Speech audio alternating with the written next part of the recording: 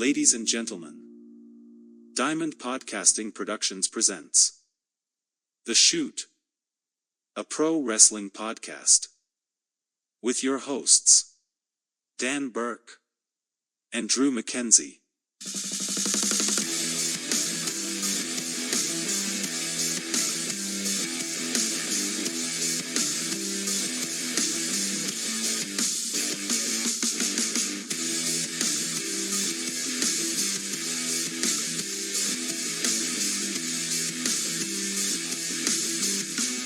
Coming to you live from a newly renovated and moved around toy room. You are listening to The Shoot here on the official podcast of Pro Wrestling World Talks. You are listening to it here on YouTube as a part of Diamond Podcasting Productions.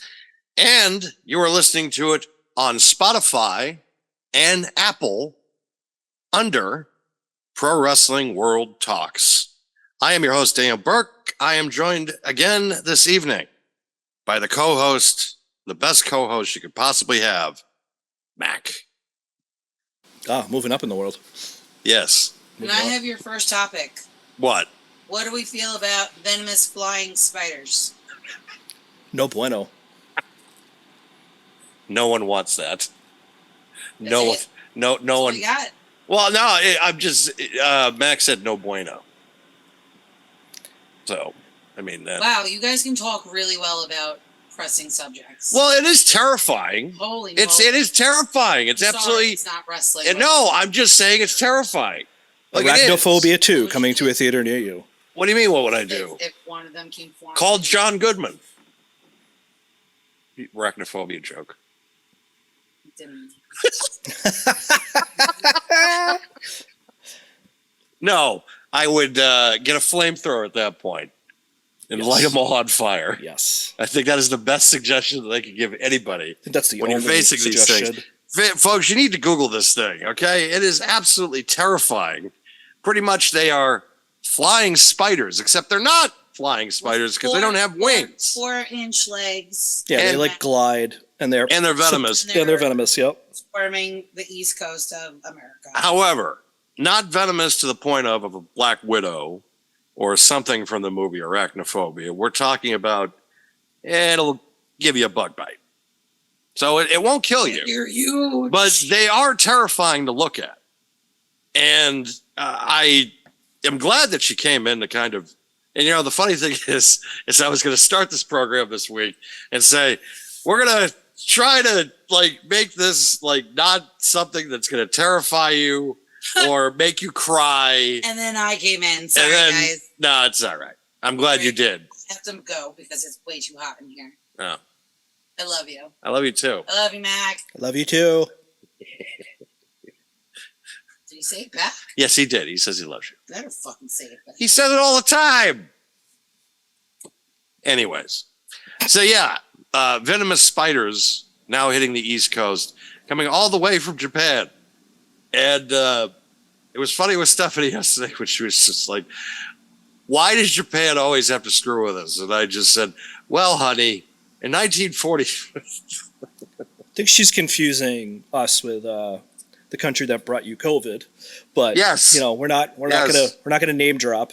We're not going to name drop, only because of the fact that they with their bots and stuff, it's not one thing you kind of want to deal with. Plus, their president and their whole way of doing things is kind of terrifying. So I don't really want to have someone show up at my house with ill intentions because I've mentioned their country in a negative light. So Wow, what a kickoff to this show. I know We go We're brilliant from with this. not wanting to anger countries to flying insects to COVID. I mean, we're just all over the place already. We're literally just, it's been one of those, forgive me, folks. It has been one of those times where it's just like, I don't know whether to shit or wind my watch at some points lately. So when it comes to that, and I am also representing, needs to be stated right now, as currently it is game 1 of the NBA Finals between the Dallas Mavericks and your Eastern Conference champions, the Boston Celtics. I'm wearing my lucky 33 Larry Bird jersey, and I'm hoping that they are going to bring banner 18, even though the Boston Celtics fans are conflicted because their favorite player in NBA history, the favorite current player in NBA, plays for the Dallas Mavericks, and I am talking about Luka Doncic. And people can read between the lines all they want on that one. Not going to do it. I will not take the bait. We're not taking the bait on that one. If you know, you know. Yep. It's just like last week with the number of the day was not 41 for your birthday. The number of the day was 35 or 34. I don't even remember at this point. But yes, if you know, you know. You know. And it is interesting because it's just a lot of changes going around here. Like I'm looking at my toy room that has been an escape in my studio for the last 2 years since I have been able to have the ability to have my own toy room, which, you know, at my old place really did not have the capabilities of doing so. And it's really nice to kind of have my own little kind of private getaway and able to do this, able to put on a video game without, you know, just being able to kind of shut myself off from the community. So, and things of that nature. And I'm not saying that I'm shutting myself off from the missus. She usually goes to bed rather early, so I stay up a few hours later. So on Saturday, my mother calls me and says that she found a recliner on the side of the road that was in relatively decent shape. Because Stephanie has wanted a recliner at this humble abode for a while. And she was planning on bringing one from her home in New York, but that one has seemingly been falling apart. So we were able to find this, and literally she sat and tested it out in the person's driveway. And then I had to call my folks real quick so that way I could use their pickup to drop it off. And then, so impromptu, you know, all of a sudden 10 o'clock in the morning, and then by 11:30, you're in having to reshuffle all this stuff in here, which there's a lot. And because you need to be able to make room for a couch, which is something that you didn't expect was going to be happening a week ago. But it happened. And now it puts me in a much better position as far as comfort is concerned, because when I do these programs and things of that nature, it sometimes gets a little stiff in the back. But now I'm doing this from a nice chaise lounge. I am able to directly watch the television, watch the NBA finals right now without really having to divert eye contact. Plus, it also gives a good back glow, so that way everybody can see this shining face. So I'm sure you're all thrilled about that, folks. Well, the good thing too is that Mac, if he wanted to shut himself off and not have to deal with my cats in the middle of the night, he can sleep in the toy room. I mean, hey, listen, the last time I was there a couple weeks ago, I had no problem with it. So, you know. Yeah, because Daria is at a point where she's just like, I'll go see it. I'll make my own space. And then Beetlejuice, the little guy, was barely like even acknowledging you. He's just like, no, forget it. You're somebody new. I'm going to look at you, and then I'm going to look at you again, and then I'm just going to bolt. That was pretty much Beetlejuice. He's my little buddy. He's actually Stephanie's little buddy. Yeah, but he's starting to become my little buddy because now he is now hanging out in the toy room more.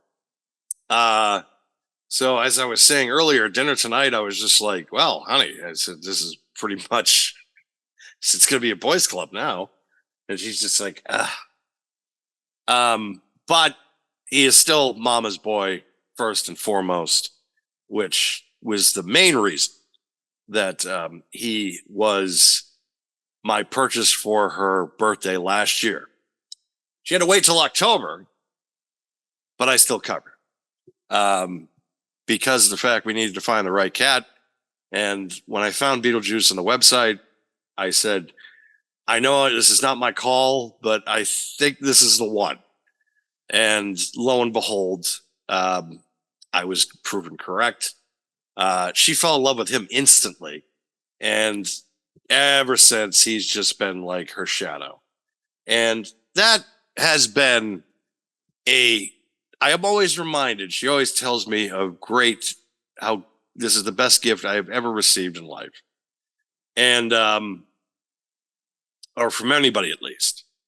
And that makes me feel good, which she has done some tremendous work as far as gifts is concerned. She got me my Xbox a couple of Christmases ago. She paid for me to meet Dan Houser. She's paid for me to meet Bret Hart. The biggie was this past January in meeting the Immortal One, Hulk Hogan. But she has once again shown how tremendous she is, because this coming August, I will be meeting the Micker, Mick Foley, which I am psyched beyond belief about, just because of the fact that it crosses another one off the board of guys that I consider all-time greats. One of my biggest regrets in life does involve Mick Foley. The night that Mick Foley won his first WWF championship was in 1999, January. Well, it was taped in December of 98, but it aired on the famous January 4th episode. The episode that turned the tide for good for the WWF in the war against WCW. Boo ran. And that event was held at the Worcester Centrum in Worcester, Massachusetts. And I have gone to many shows in that building. That is my home base building. I saw my first show there in 1991. And I think I was at every show that they were at between 1991 and 1994. It was either the Centrum, now it's called the DCU Center, but to me, it's the Centrum. It's like, it's like It's like the Garden. Yeah, exactly. It's always going to be Boston Garden, even if it's always going to be the Garden. It's not going to be the Garden. Like the Garden is, which it was an old relic of the past. Which the funny thing is that I'm someone that is in support of a new Fenway Park, but because everybody else is just like, oh, we got to preserve this, and I'm just like, fuck this. We need to steamroll it. We need to build something fucking modern. This is absolute bullshit. And however, when it comes to the Boston Garden, I wish the old building was still standing. That's my personal opinion, just because of the fact that I have watched enough games.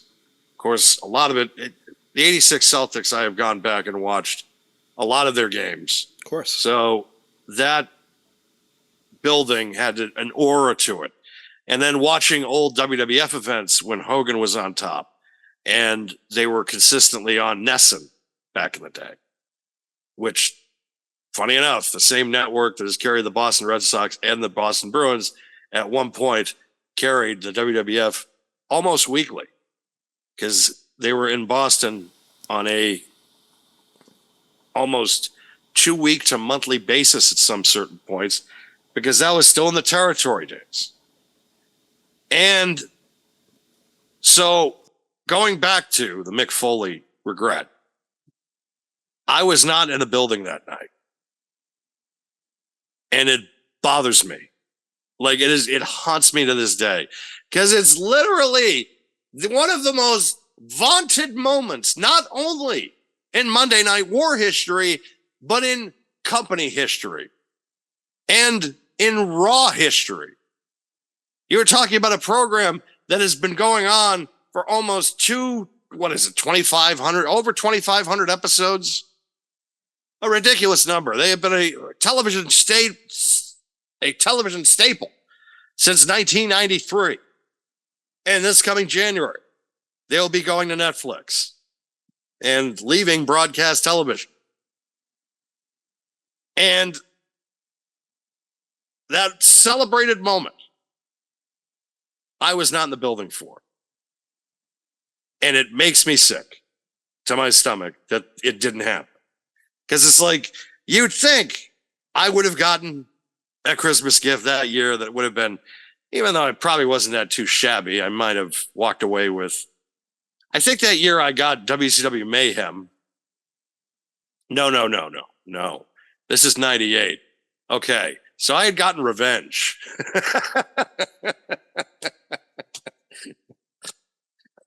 I guess in retrospect, I can write that off because of the fact that they got me WCW NWO Revenge. My parents still love me. I can now, I can take that breath knowing that they love me enough to get me revenge. They may have not given me tickets to see that Raw, which in my early 40s, I think back on it, I'm just like, how the fuck was I not in the building for that? But 15-year-old me is just like, dude, we got Revenge. What a great goddamn game. Literally, it's hard sometimes for me to pick No Mercy and Revenge as the better THQ Aki game for the N64. It is extremely difficult because I don't think yes, there's a comparison that you could make for one or the other to go over the other. you can't. It's impossible because of the fact that of how expansive the rosters were at that point. Yes, you could play as The Undertaker and Stone Cold Steve Austin, and you could everybody that you could think of, The Rock, every top name. But then you look at the roster in 1998 with WCW and the NWO, and you think to yourself, my God. Yeah. Goldberg was ruled in that game. Like, some Redacted was pretty fun. You had to bring them the two people in wrestling that I hate the most. And you had to drop them both in the same sentence. Because here's the problem with Redacted, right? With that game. How many times did you throw a guy up the ramp with a special, and as soon as they came out, you hit him with the crossface? I've done that. Oh, I'm sorry. I thought we were talking about the other Redacted. Okay. No, we're talking about we hit the, because you remember, I think it was the Nitro Arena and it was the Super Brawl 8 Arena. I believe so. Where they had the doorway where you could run them up and then they would run back. And if you had a special like DDP's Diamond Cutter, and then you, of course, the Crossface by Redacted. And it just looked fucking spectacular. It looked just amazing. And it's a little sick because now it's like we have 2K24, which big on them, by the way. You got to give it up to the people at 2K as they uploaded in their latest patch the WrestleMania 40 arena. Oh, I knew they were going to do it eventually. Excellent turnaround. Yeah, it was 100%. Also commemorating, you kind of, and also adding to the amount of arenas for WrestleMania in that game, where it's like, I think in my universe mode, I'm thinking to myself, I'm like, well, the first one I have is 3, so I'll just start from WrestleMania 3 and book through 40 now. Like, just all my years are set up. Especially now too with the latest DLC, because I have found a way for people where you can 3D someone through a table. That's fantastic. And that, and then of course the Sandman being in the game, which highly rated Sandman. He's in the 80s. I mean, if you wanted to bring back the hardcore division, and Terry Funk, and of course the incomparable, one of the most polarizing stars in the history of professional wrestling, but in my opinion, one of the greatest ever, the Second City Saints, CM Punk. And having him back in a game that matters. Boo ran. It needs to be said. In a game that matters, and the fact too, with the great work by What's the Status, content creator on 2K, that has made younger versions of CM Punk as alternate retires. Not just the gear, but the face morphing. So if you don't like modern day Punk, you don't need to use him. You can just use 2011 Punk or 2012 Punk. Like the attire of the New York Yankees attire that he wore at Night of Champions in 2012 when he fought John Cena in Boston. And his attire for WrestleMania 29 when he took on The Undertaker. And of course, the iconic gear for Money in the Bank 2011, which I have a theory with San Diego Comic-Con coming up in a very short number of weeks, that probably the San Diego Comic-Con exclusive for Mattel Creations most likely will be the CM Punk Ultimate from Money in the Bank in 2011. I just have a gut feeling that that's probably what they're going to announce. They have done a tremendous job lately, at least Mattel has, especially with the Territory box set, because literally I remember ordering that the day it came out and then having it in my hand like a week later. Very quick turnaround that they have become as a company. Like I've said, we are in the golden age of wrestling figures. And I am trying to get Mac on board. I've actually somewhat started his collection again. So I think that he'll be in the same boat as me, which also we are going to be going through the toy room at certain points. Like we are going to give you a small taste of what that's going to become like down the line. Because we're in a lull period as far as wrestling is concerned. Well, Which hold on, we're not really. Yes. We'll talk about that in a few minutes, I think. But we have the NXT Battleground this weekend. The weekend after, you have Clash at the Castle. So next couple weeks is big on that news. But probably in a couple weeks after that, yeah, we're gonna have a little bit of a lull. So maybe in those couple weeks after these two PLEs. July will be one of those months of just like, want to do the Firecracker 400, which is the old God. Working in radio, folks, like especially rock radio, that was always the gimmick. It's just like the 400 best hard rock songs coming up here on the Fox 100.5 FM. Pew pew pew pew. Of course, you had the shitty lasers. Shit, I feel like I'm back in the 80s already. The Fox. Well, I meant more the lasers than anything, but yeah. Is it going to be Led Zeppelin again, or is it going to be Barbara O'Reilly by The Who? Probably fucking Guns N' Roses or Van Halen. if anything. Probably. Welcome to the jungle. Would it be Welcome to the Jungle, or would it be more maybe Sweet Child of Mine? I was gonna say probably that. Yeah. Yeah.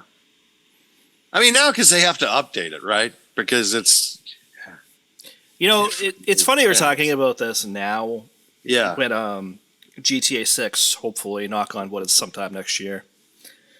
But speaking of video games, I think that's another one we could probably spend some time on. In addition to wrestling memorabilia, we were just talking about wrestling video games. We could probably review some of those early ones, especially. Oh God. That'd be fun. Go back to the NES days. Well, I mean, we probably could, but yeah. I don't know if I'd want to though. We'd probably want to kill ourselves. God, no, I don't know either. That's the thing. There were so many. I remember because I didn't know any better. All right. I didn't. Yeah, it's just I didn't know any better in 1991. Because we didn't have YouTube or people. There was a time back in the day where if you bought a video game or you rented it, you were taking a chance. Renting. You didn't know. Renting a game. What's that? Yeah, and I forgot about that. So folks, what you had to do was you had to go to this place and you had to become a member. Right. There was a membership. And then you had to go, and then you would have to pick out what you wanted, and hopefully they would have it.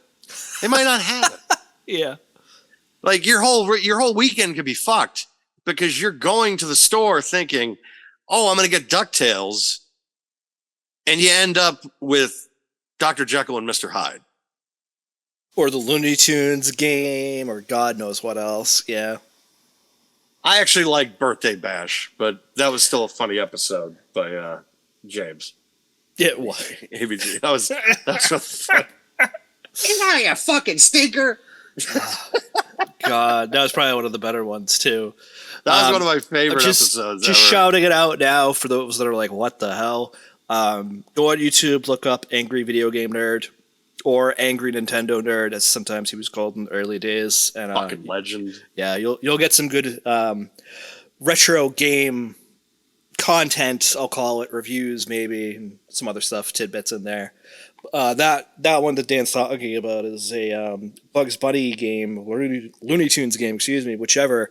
And he has a guy dress up as Bugs Bunny, and it's just really, really funny.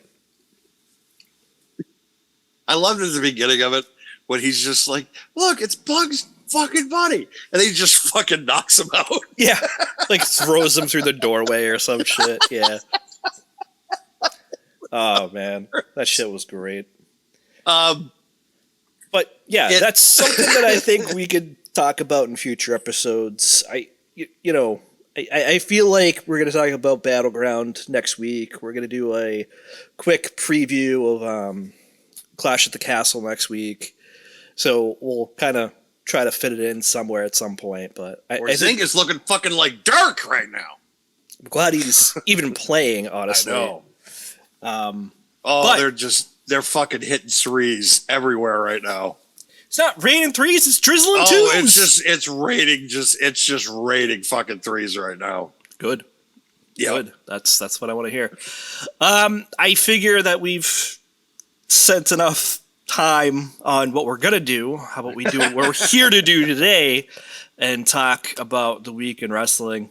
So Dan and I were kind of talking beforehand about maybe doing just a holistic overview, not reviewing every show. We'll preview Battleground at the very least, but any thoughts about whether it be SmackDown or Raw this week? Well, the AJ retirement thing, it's like, well, we haven't done it in 10 years. Yeah. Last time was Mark Henry. Yeah, which was so random, but it worked. It was so memorable. Yeah, and also that had sprinkles of Paul Heyman with that too. That first one, and this one, same thing. I bet. Yeah. Yeah, but they played it off well. I think it was one. We kind of expected it, especially when Cody came. It's just like, all right, we know it's coming. Yep. But it still was done well. and it puts AJ in a position where it's like, okay, he's a threat again. So this is where we're gonna go. They killed it last time. I mean, killed it to the. When Dave Meltzer gives you 5 stars, I guess you gotta we gotta go back to it. Fuck it. We're doing a stadium show. Let's do it. I mean, listen, to your point, I hope they put this in Clash at the Castle too. Yeah, I think that's what they're going to do. Because it's another international show. You have the ability to have Western Europe on their feet again for what could be another 5-star, if not higher, match. It's just they're gonna kill it. And it's just I feel like too that it's just they might have to put some stipulation in, like some gimmick, like Extreme Rules or something, to kind of up the ante a little bit. Because usually that's what you got to do with rematches. There's got to be a little bit of stakes involved. Not saying that this is AJ's last shot or anything, because I wouldn't say that. I think it's just AJ trying to find himself. They're going to go with that angle, where AJ's just like, I haven't felt like myself lately.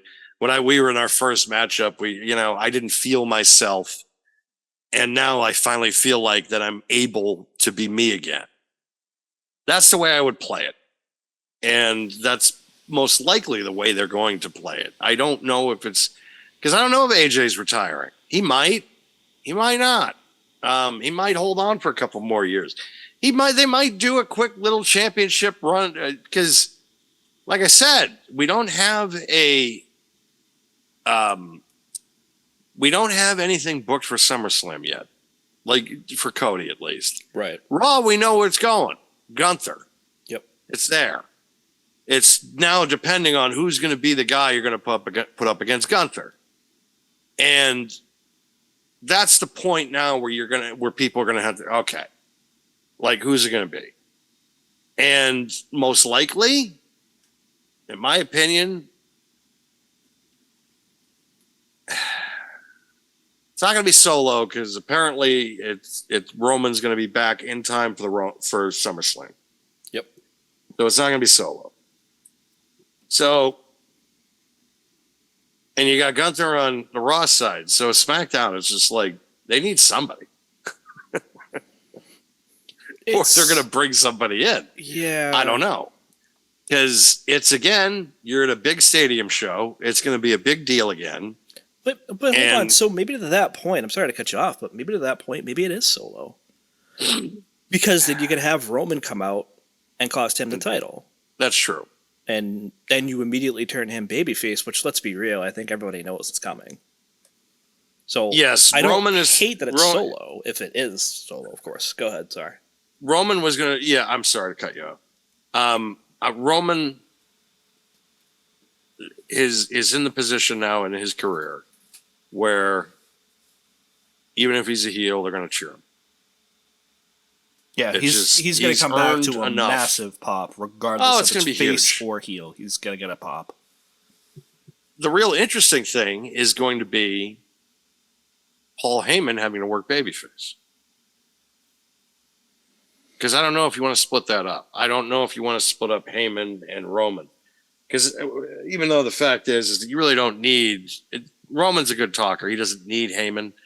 But I just feel like that Heyman is just too much a part of that act now that it's like you really can't break that up. Well, unless to your point, right? Let's go back in time a little bit here. When Paul Heyman was working with CM Punk, it's the same. Punk did not need him. No, but it worked. It and did. I don't think I would call Punk a definitive heel at that point either. I would say he's maybe a character more akin to like his current character or Drew McIntyre's character, where it's like this go-between character that can kind of ride the fence. Yeah. Rhea Ripley is another example of that. She's so over, it doesn't matter as what. Well, she's going to be a fucking massive babyface. 100%. We can talk a little bit about that right now, actually. Yeah. So this past Monday, I got a picture of Liv and Dominic. Right before this, he's fighting himself to not give in to Liv Morgan touching him, basically. Then she gives him the little scruff behind the back of the head, and very hard, and I love that Pat McAfee did the after effect as well of this, and just made it that much funnier for me. But you see Dom smile at the end of it, and we'll have to see when Rhea's gonna come back. But like Dominic told her, she's gonna get destroyed by Rhea regardless. My thing about it is, it's like Rhea Ripley comes back, and if Dom screws her over, it's just like, you let that happen. I don't know. You let that happen. Yeah, Because it's just but you know what? The fact is that he has done a fantastic job, really, in making himself one of the most hateable characters in pro wrestling. And it's not just he has an actual. Who would have thought, right? That we would be talking up Dom. Heels. Yeah, I Yeah. remember when he first debuted with Ray, and then the turning on Ray, and joining the Judgment Day, and all this stuff, and I couldn't stand him regardless of what he was doing. And now we're sitting here talking about Dominic Mysterio as the biggest bad guy, heel, whatever you want to call it, in the industry. It's crazy. It is insane. It's insane to think about that. Like, he is one of the most, and he's really good at it. And it's not just, and he's gotten better in the ring. Like, he just wasn't a good babyface. Yeah, I think he'll get to a point where he'll be a good babyface. But he's so hateable. And now he's grown into it. Because when he first started as a heel, he just was like fucking deer in the headlights. And then all of a sudden, it's just overnight, you're just seeing him and you're like, kid figured it out. He figured it out. And you got to give your hats off to him, because that fucking guy had go away heat. Like, go away heat. Yep. And he turned it around. Do people hate him? Yeah, but it's a difference now, because people want to see him get his ass kicked. Like, they're going to pay money and watch TV to see him get his ass kicked. I hope they do an intergender match between him and Rhea when she gets back, because she would just rip him apart. It would be hilarious to watch. And It'd be the most watched match ever. I just love the terminology here of this saying, but when Vince told Paul Heyman back in the day, when Paul did that one promo on him, print me money, print me money. This will print money. Yes, 1000%. Make me money. It's just, it's easy. It's easy because everybody on the planet's going to want to get behind Rhea. Everybody on the planet is already behind Rhea. Rhea could slap 3 babies tomorrow and she'd still be cheered out of the building. That's how over she is. It's ridiculous. And I love the way your mind works, Dan. My mind. She could slap babies. She could. She could slap babies and she'd still be one of the most over characters in the company. Speaking of over, have you heard the Cody Rhodes news this week? And when it comes to business side of things, some things, because of figures and stuff that he was reporting on, Dave Meltzer brought it up this week that Cody Rhodes has now surpassed John Cena as far as merch and as far as ticket sales, drawing power. He is the highest selling babyface since Steve Austin and The Rock. All right. Let me Phenomenal statistic. Let me jump in on that real quick. I had not heard that, actually, ironically enough. It's been a week. Yes. I will say this to that point, though. First of all, I don't trust Dave Meltzer. But I do believe this stat regardless, okay? What I feel about that is this: I'm not surprised. I feel that these are very, very different journeys that have essentially kind of happened, really, with John Cena and Cody Rhodes. John Cena made himself. I will say it that way. He made himself a big deal. I unfortunately did not like that he was shoved down our throats. And I've had that conversation with you multiple times. Oh yeah. I enjoyed the Doctor of Thugonomics. Once he did the Marine, I was done. I'm just going to bottom line it that way. Whereas, and everybody loves to say it about Cody, himself included, he had to leave to reinvent himself before he came back to quote-unquote his home. And he's also got the Rhodes name. Let's just say that right now, too. The road was very different. John Cena did not have to leave WWE in a sense, maybe for the movies, but that's open for debate anyways, because he was already a very big star in WWE.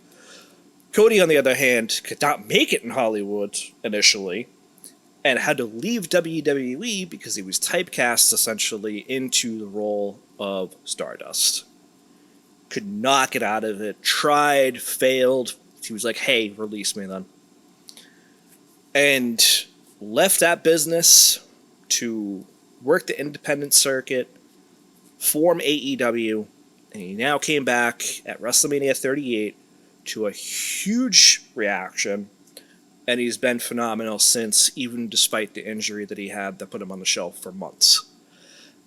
In saying all of that, I can't say I'm surprised by that stat at all. I'm just not. And even the times where I feel that they kind of did push Cody a little bit too much in certain cases, they pulled him back and they said, all right, let's have you tag with Jey Uso and win the tag titles for a while. Let's put you in War Games. Let's do other things with you that takes you out of that picture, but you're still hungry for that title and potentially for that rematch, which did happen at WrestleMania 40. Whereas John Cena just consistently felt like he was being shoved down everybody's throat. And that's not to take away from what Cena was able to accomplish, what he was able to do outside of the ring, whether it be with Hollywood, whether it be Make-A-Wish Foundation, which we can't say that enough, that he's very giving to the fans. But in terms of merch, the only other thing I'll say is that I can't believe that this, I don't know, gaudy neck tattoo has become this massive logo for Cody Rhodes, to the point where they remix it with camo, they put it in other places, they have all these finish the story things and all the other things that they can do with him. Whereas Cena, it's just like, you can't see me on everything.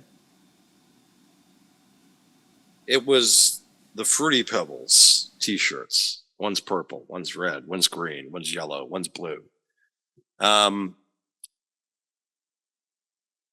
I think the factor that has made this what it is now is because of the fact that Cody Rhodes extends to everybody. He extends to the hardcores. He extends to women.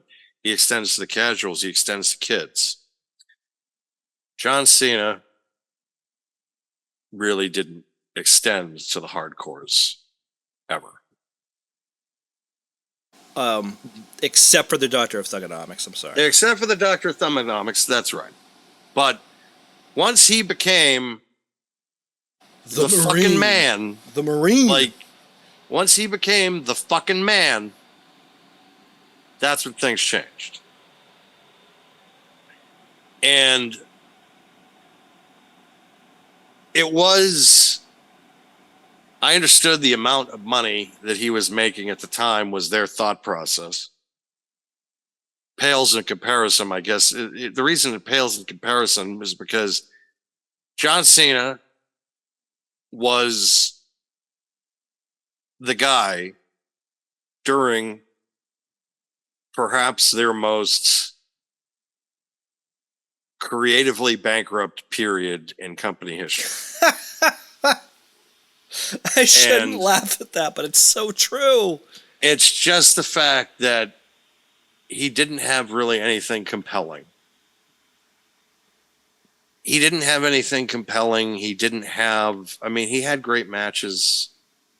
I can't deny that he had some great matches. He did. Yep. But the compelling stuff that he did, the CM Punk stuff, but that was more because of Punk than it was Cena. Cena was just along for the ride. The AJ Styles stuff, that was because of AJ Styles. Cena was just along for the ride. Brock, Triple H. Triple H. He Yeah. always.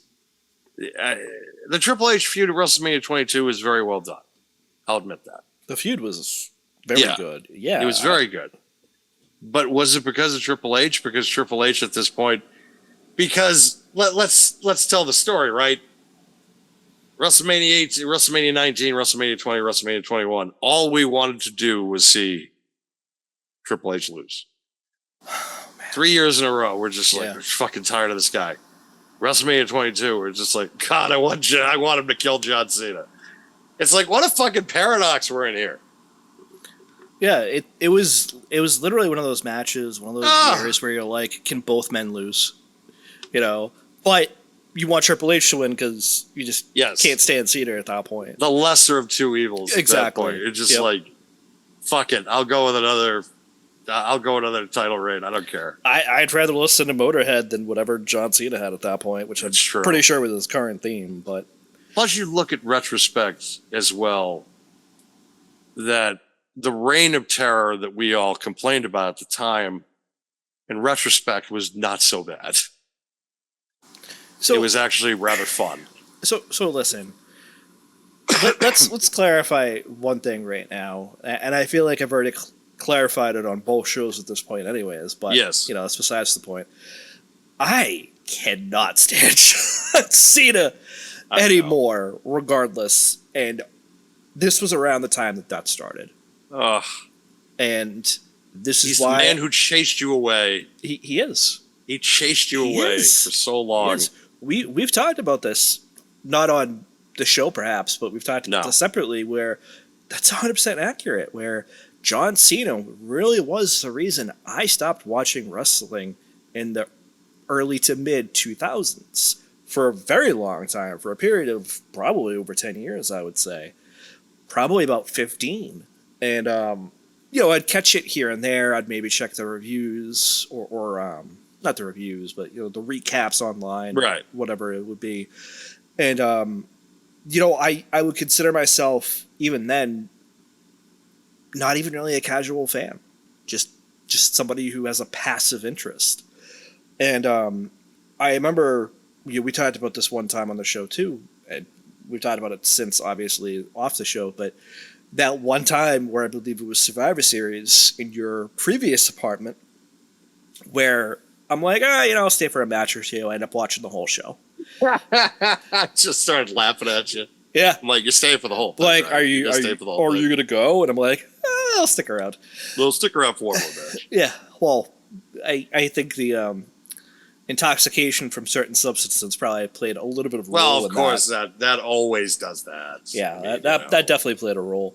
'Cause you don't want to drive and do that. I mean, that's just wrong. I'm one of those people that can't do that anyways. At Yeah, this no, point, but- it's just. Well, I've never had to really be a driver. yeah, you never have to worry about that. Good on No, I just get loaded all the time.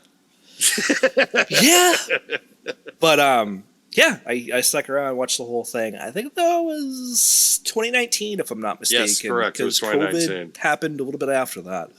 So you know, at that point, and I remember at first getting back into it when AEW was in its infancy, and I liked the niche kind of feel to it, and that was obviously probably 2022 when Cody was still there. Right. Orton was still his manager. I remember one episode, Rosario Dawson comes out and jumps on God, I remember that. Malachi Black. Yeah. And just, I was like, that's cool, but I don't care. Yeah, it's not like if this was 2005, 2006, that would have been a really big deal. But it's like this is 2021, like Yeah, I was thinking it was like 2022, 2021. Yeah, like one of those two. And I'm like, okay. And then I passively, I think we were talking about it. I forget. I think it was probably a month or so before Cody left and joined WWE that we knew about, right? We all kind of had that inkling that he was going to be at WrestleMania. I started watching probably a few months prior to WrestleMania that year, the year where it was WrestleMania 38, where he made his return. And I started watching WWE, and it was like, where, this is hard to say, where you don't watch something for a very long time, it's difficult. Because, like, let's be real, like, Austin, when I stopped watching, was still there, just not wrestling. He was like, right. a GM almost, and so was Mick Foley at certain points. So was William Regal, which I thought was hilarious. I could still remember Teddy Long on SmackDown almost weekly. You're going to face The Undertaker. And that's what I remember. I don't remember guys like Seth Rollins and Drew McIntyre as well because I didn't watch them.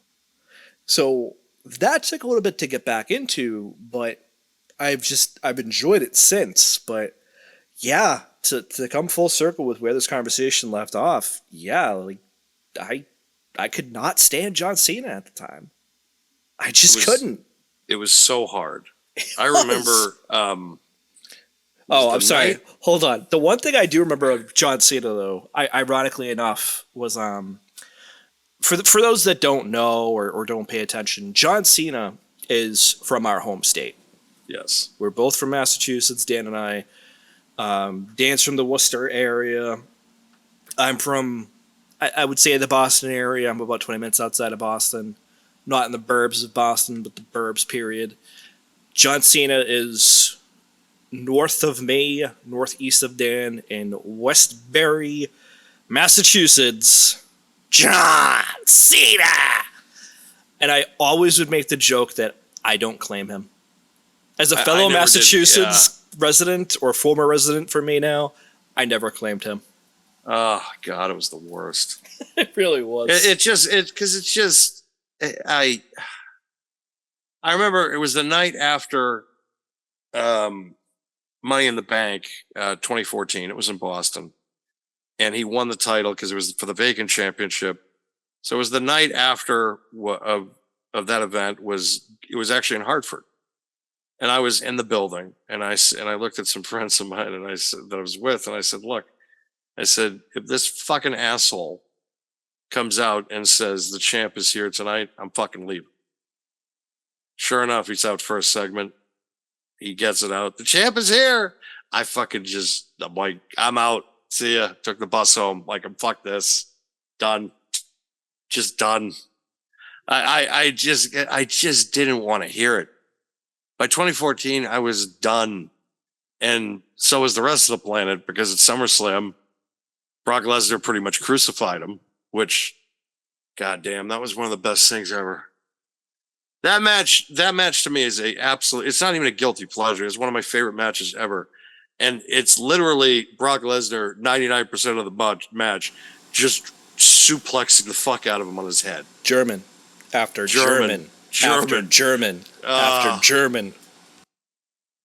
It literally, he was using the turbo pad from the regular Nintendo. Fuck this! Yeah, and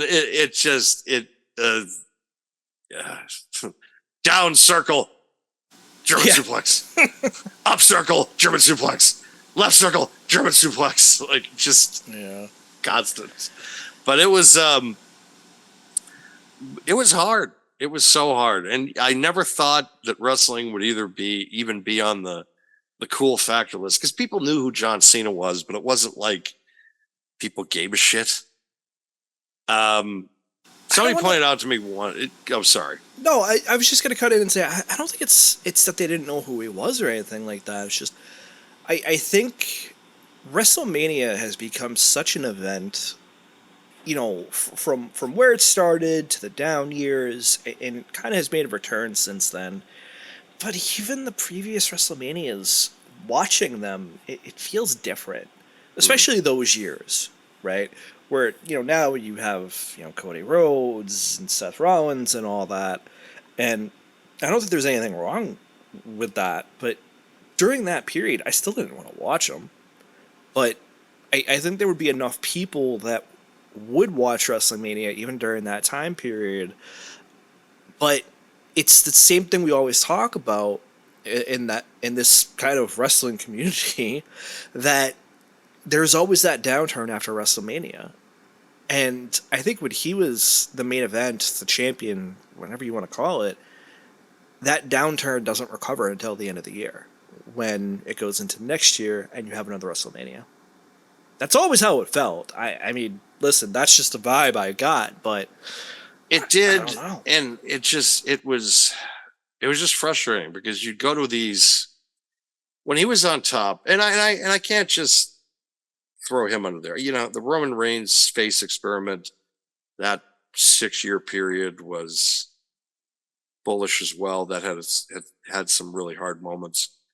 So there was a period between 2005 and 2019 where it just felt like you'd go to the events and people would sit on their hands. It wasn't like, you never really got the big explosive crowds. You never felt like you were part of something special. Because the Attitude Era, we all lived it, and the crowds were fucking just roars. And everybody was having fun. Everybody was talking about the industry. Where when Cena came in, it was just like, wow, nobody gives a shit. And that was hard. Going to the buildings and seeing the hard cam completely, it never got to AEW level that they're at now. Or even when TNA started doing their tours. So, Dan, let me cut in right here for a second. Let me ask you Yeah. a question. You mentioned the Attitude Era, and this is a great question to ask. Is it really Cena's fault, or is it just the fact that when he came in, the Attitude Era was such a hard act to follow? Even the Ruthless Aggression Era was a hard act to follow. Which, yeah, he got the tail end of that, but yeah, he got the tail end, because when he was champion, it was like, you think about what happened in 2004, right? Because Brock Lesnar is supposed to be the guy, and then he's just like, I'm done. So you literally have to create, and then, Austin's gone, Rock's gone. Like all these guys between like 2003, 2004. So you got to create new stars. And the only thing I felt like that really kept WrestleMania going was The Undertaker with the streak and Shawn Michaels. If you didn't have those two guys between like 2003,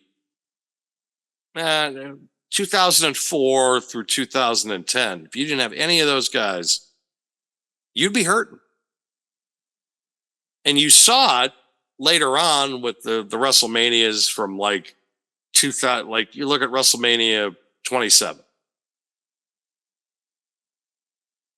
Other than Triple H and The Undertaker, every match on the show sucked. WrestleMania 28 was excellent, but WrestleMania 29 sucked. Like, there were a lot more misfires sometimes. Or, don't get me wrong, WrestleMania 21 was great. But 22 had some moments. 23 had a couple moments. 24 was great. 25, one-match show. it wasn't for Taker and Michaels pretty much be forgotten about. You could probably say the same thing about 26. They had some hard acts to follow because you're going from this iconic era where everybody's a star, everybody's selling out. Like WrestleMania 17, one of the best ever. And that was kind of like, you felt like the end of it. That was like the peak. And then the valley just really started, the cratering just really started to happen. Yeah. And that's why I asked the question, because people always talk about the Attitude Era fondly, regardless of whether or not they've been alive for it at this point, right? yes, But looking back at Cena's reigns and Cena's time in the main event scene, that's why I asked you the question, because it's important to state it, because he really was right after it, even though there was that Ruthless Aggression era where, like he was part of that too, but probably not in the main event scene. Let's be realistic, because you had guys like Batista and Eddie Guerrero for a little bit. The Redacted we talked about earlier was also part of that, we would say. So, I think that's a tough act to follow. It's two tough acts if you include that and the Attitude Era. But I almost am curious, whether or not it's really his fault. Because I do think there is some blame on Cena's end. I think there is, from the standpoint of, there's instances that have been proven that he refused to do jobs to help younger talent. Mr. Kennedy. There's that. There's I still hate him for that. Jack Swagger. Yeah. There's the Nexus. Yep. There's brutal incidences where he fought for, and it's not like, we'll talk about that one later. well, no, what I'm saying is though yeah, I know what we're talking about. Yeah, it's a good thing you reminded me, because I was going to bring him up, but yeah, we'll table that part of it till later on. But Cena was in a position where he could have put guys over to make the company better, and he just didn't.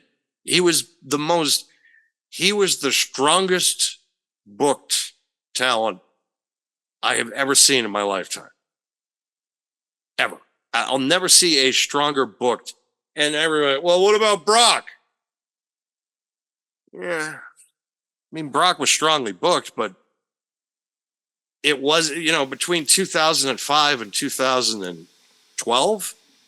Well, that too, but I feel like had Brock stayed, yes, that's a different question, right? Well, you think about it too, and I hate to cut you off, but no, go ahead. If Owen Hart didn't cause the injury to Steve Austin, Austin would be cutting into those years. 100% agree. Because Austin would have been able at least another decade. Easily. At least. So you're instead of 2003, well, instead of 1997, the injury doesn't happen in 97. He's at least going to 2007. And so then maybe he goes part-time after 2007. So then he goes part-time. You get another 5 or 6, 7 WrestleManias out of it. The only just counter comes back argument for I season. have for you, I'm sorry to cut in here, but the only counter argument I have for you is, if that injury does not happen, does creative, because that's the whole reason he left, let's be real, it was differences with creative and how they wanted to book that one match, which for those that don't know, just look it up, sorry.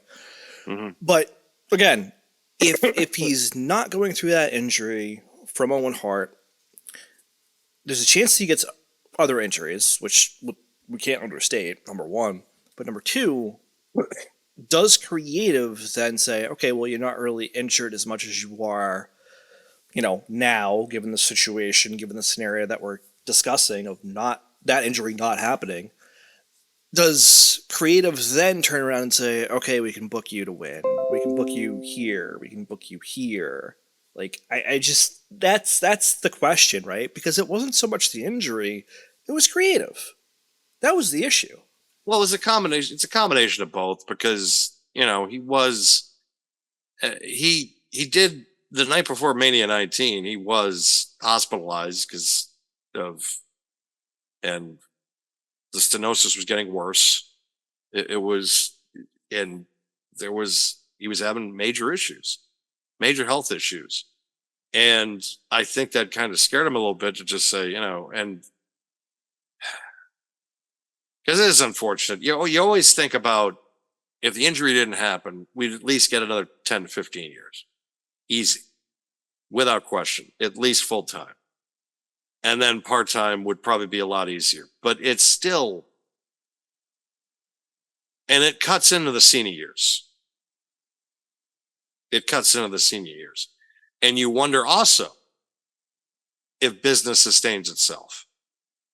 If with Austin still on top, that you're still having a bigger audience because you still have your Hulk, the guy, like the number one box office attraction in the 90s. Well, late 90s. All right. So I don't want to go on a full tangent about that. Right. just for multiple reasons. Right. But to your point of what you just said, right, about Austin still being potentially a top talent going into at least the mid 2000s. Yes. The one thing I would add to that isn't just Austin himself, it's the talent around him. Because you have to understand too, and I don't mean you specifically, but you have guys like Goldberg that came in. You have guys like Sting that never did.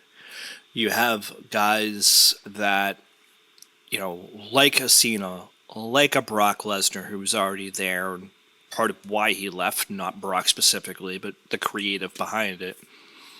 You have other guys who left under, I'm just going to call them auspicious circumstances, like Kurt Angle. You have guys that got, I'm just going to say, forced out, like Kennedy or Anderson, depending on who's keeping score. Does it also help them to stay, maybe? And then does it, in turn, push other talent sooner? So you can look at Edge, you could look at Christian, you could look at the Hardys, especially Jeff, who was a world champion. Does it then push them sooner? Did they feud with Austin? We get some great matches out of that. Does a guy like Kurt Angle stay and never goes to TNA? Those are questions we can't answer, obviously, but it's a great thought to kind of think about them in the context of that era that unfortunately was cut short due to his injuries. And then there's the Hogan factor, because Hogan was in around that time and he was popular. Monday Night NyQuil. So you wonder if they're going to do Austin Hogan at some point. I think that was definitely planned. It was definitely planned, but the problem with that is that neither one wanted to lose. No, and that neither one really should have. Like that was one of those matches. It's just like who wins? It's like yes. I can't answer. No, nobody could. I can't answer it. I can't. Nobody I can't because the thing about it is the only thing that Hogan has on Austin is Hogan was the top draw as a babyface and the top draw as a heel. When Austin became a heel after the massive babyface run, it hurt it. It hurt his image. It hurt it big time because there was a mass exodus of the audience. And speaking of, we'll talk about that later on too. Yeah. We'll bring that up. But it's just, that's the only thing I'll give Austin. The only knock on Austin in the Hogan and Austin argument, because Hogan was the number one draw as a babyface and as a heel. And nobody really can say that except Hulk Hogan. Sorry, I get a message that I'm going to have to play right now because it's pretty funny. So Oh boy. yeah, forgive me. Mac, are you podcasting? What are you boys talking about? Doing the podcasting and stuff. Podcast. I think we're talking about Podcast. wrestling. Anyway. Oh, you get a message too? Podcasting? Yes. How's the podcasting go? How's it going, podcasting? Podcast.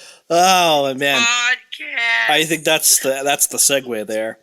So also on Monday night, Chad Gable with another run-in with Oh God, I'm so lucky. you said it, not me.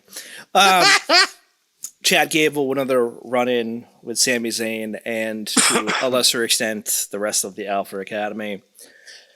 Chad Gable throwing Sami Zayn into Otis, who knocks Tozawa and Maxine Dupree out of the ring, or off the apron, I should say, both appearing injured after Chad Gable is back with his number one guy, Otis, after he drops Sami Zayn after that happened. Poor Otis, man. I mean, poor Alpha Academy too, obviously, but poor Otis, man. This, I hope that they drop this storyline soon. I just, it's just weird at this point. Otis. Yeah. Just Like, yeah, Otis right now reminds me. I'm just trying to figure out. I had a reference in my head. Now it's gone. I wonder why that is, considering I covered my camera. yeah, I wonder. Sorry, I'm talking with the beer in my hand, so that's all right. Yeah, it's fine. Yeah. Hey, look, we're all celebrating our teams in the finals. Exactly. So. Exactly. But the fact that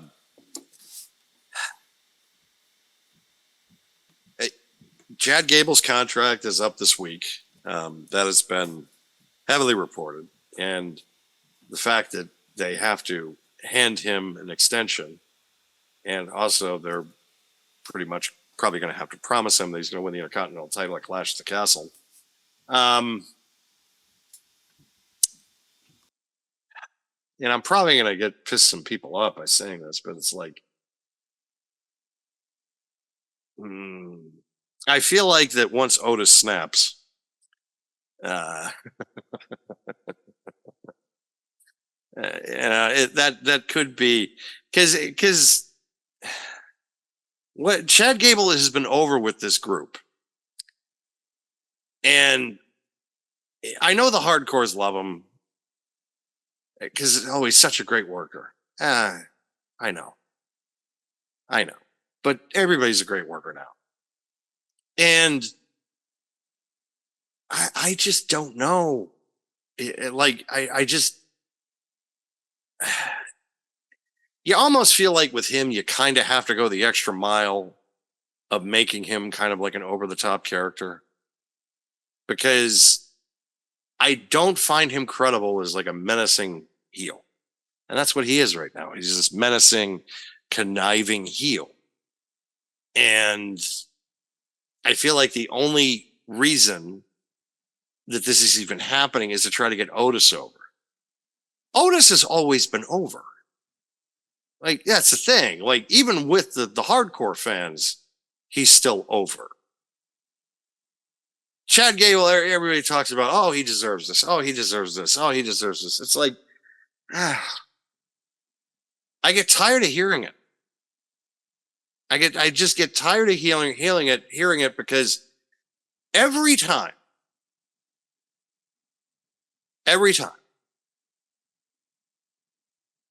the hardcores point to this guy and they say, this guy needs a big push. He needs to be a bigger star. They turn on with him within weeks. And I feel like that's what's going to happen with Chad Gable. And then they're going to complain, Sami Zayn was a better cut. he's demeaned the Intercontinental. Blah, blah, blah, blah. It's just, I know that that's what's going to happen. And so a part of me just looks at it with Chad Gable, just like, I don't know what else I can do with him because I can't find him to be a menacing heel. So I have to make them this like over the top character. But if he doesn't want to be the over top character, he wants to be able to do it with his wrestling ability and all that stuff. Use that. And I get all that. Let him go elsewhere. Let him go elsewhere. I mean, I feel like that's the news this week, right? With Becky Lynch, Ricochet, Chad Gable, a few others that, and especially WWE, that have their contracts coming to an end. A lot of people have not signed because some might be looking for time off, a la Becky Lynch. Others might be looking for more money, potentially Chad Gable. Others might be booked better or against, I don't want to say better talent, but more talented depending on their style, a la Ricochet. So I think there's that argument. However, I don't disagree with what you said either, because I do think that Chad is not the most believable heel. He is to a certain degree, don't get me wrong, but it's not to the same level of like a Solo, like a Roman, and other top tier talents. Not to say that Chad Gable is not a top tier talent, but he kind of has to. If anything, I would model Chad Gable after Kurt Angle. Yes. They have that pedigree, both being in the Olympics. They have similar aspects to them in that regard. They have a size differential versus other guys in some cases. I'd model him after Kurt Angle 100%. 100%. Whether or not they will after Clash at the Castle, where he will go again against Sami Zayn for the Intercontinental Championship, we'll have to see. But to your point, I think if he doesn't walk out of Clash, which we'll talk a little bit more about next week, as Intercontinental Champion, then he's gone. That's the vibe I got. Go ahead. If you have, and I'm sorry to cut you off. It's just No. Go ahead. sometimes I think you're done. I'm like, oh wait, I was. That's why I'm saying it. Go ahead.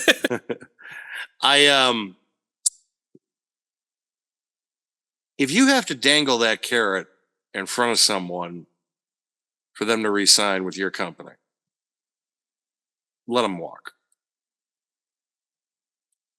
Like, it's just, I have no time for that.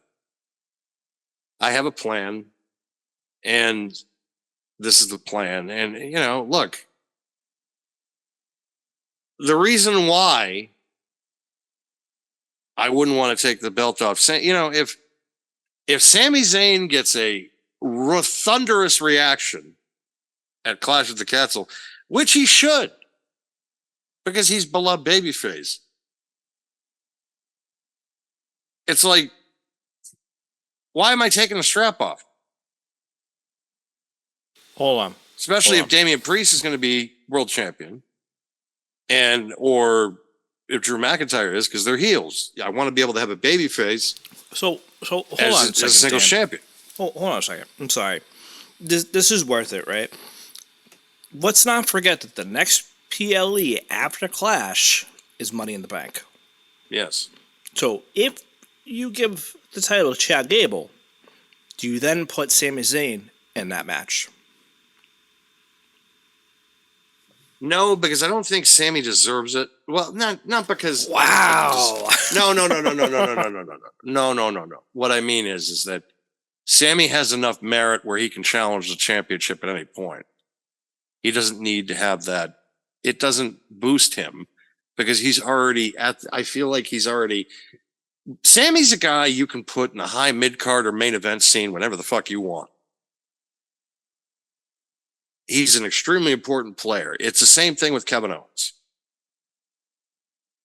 And I always feel like with the Money in the Bank, it has to go to someone that needs either a boost or you may need a statement. You look at what happened with, you look at a couple of years ago with Damian Priest. Damian Priest, when he won that, finally cashed in, it was a statement victory. Especially the fact that it happened at WrestleMania. But it was also just, and because let's face it, the last couple of years, not even the last couple of years, but there have been moments where they have just straight up wasted the Money in the Bank winners. Look at Theory. Yeah. Even though, it's just, they were just looking for a way to get out of that because they were just like, fuck. Well, especially once Vince left, because I remember that "Who's Your Daddy" promo. Yeah, and it's my just, God.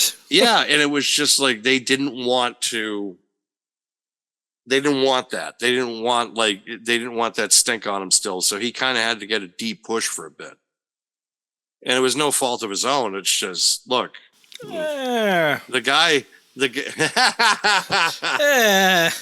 No, I agree though. I don't think it was really his fault. It's just you got to take the stink off a little bit. Like, I'm sorry, it's nothing against you. It's just we have to do this. It's not you. It's us. Yeah, exactly.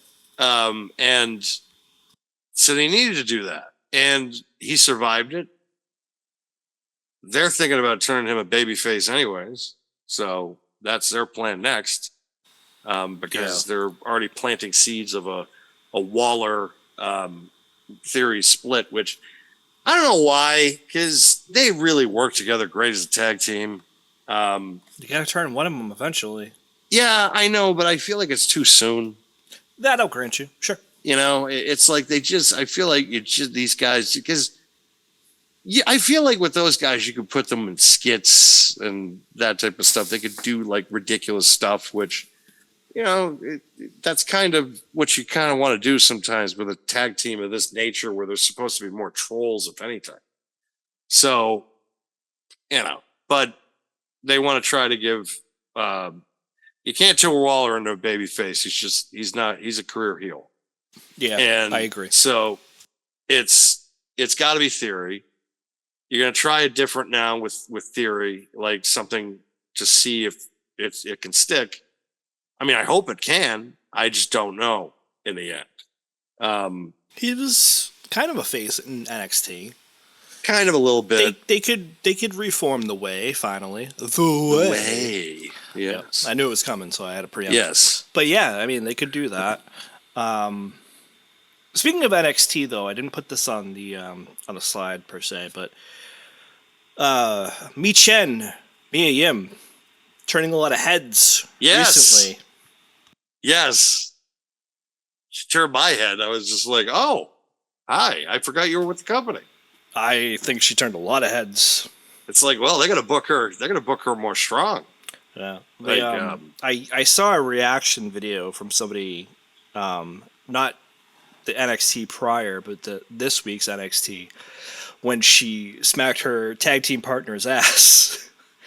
There was a guy in the crowd behind them, and he like fainted when it happened. No, it's just the fact is that I have to say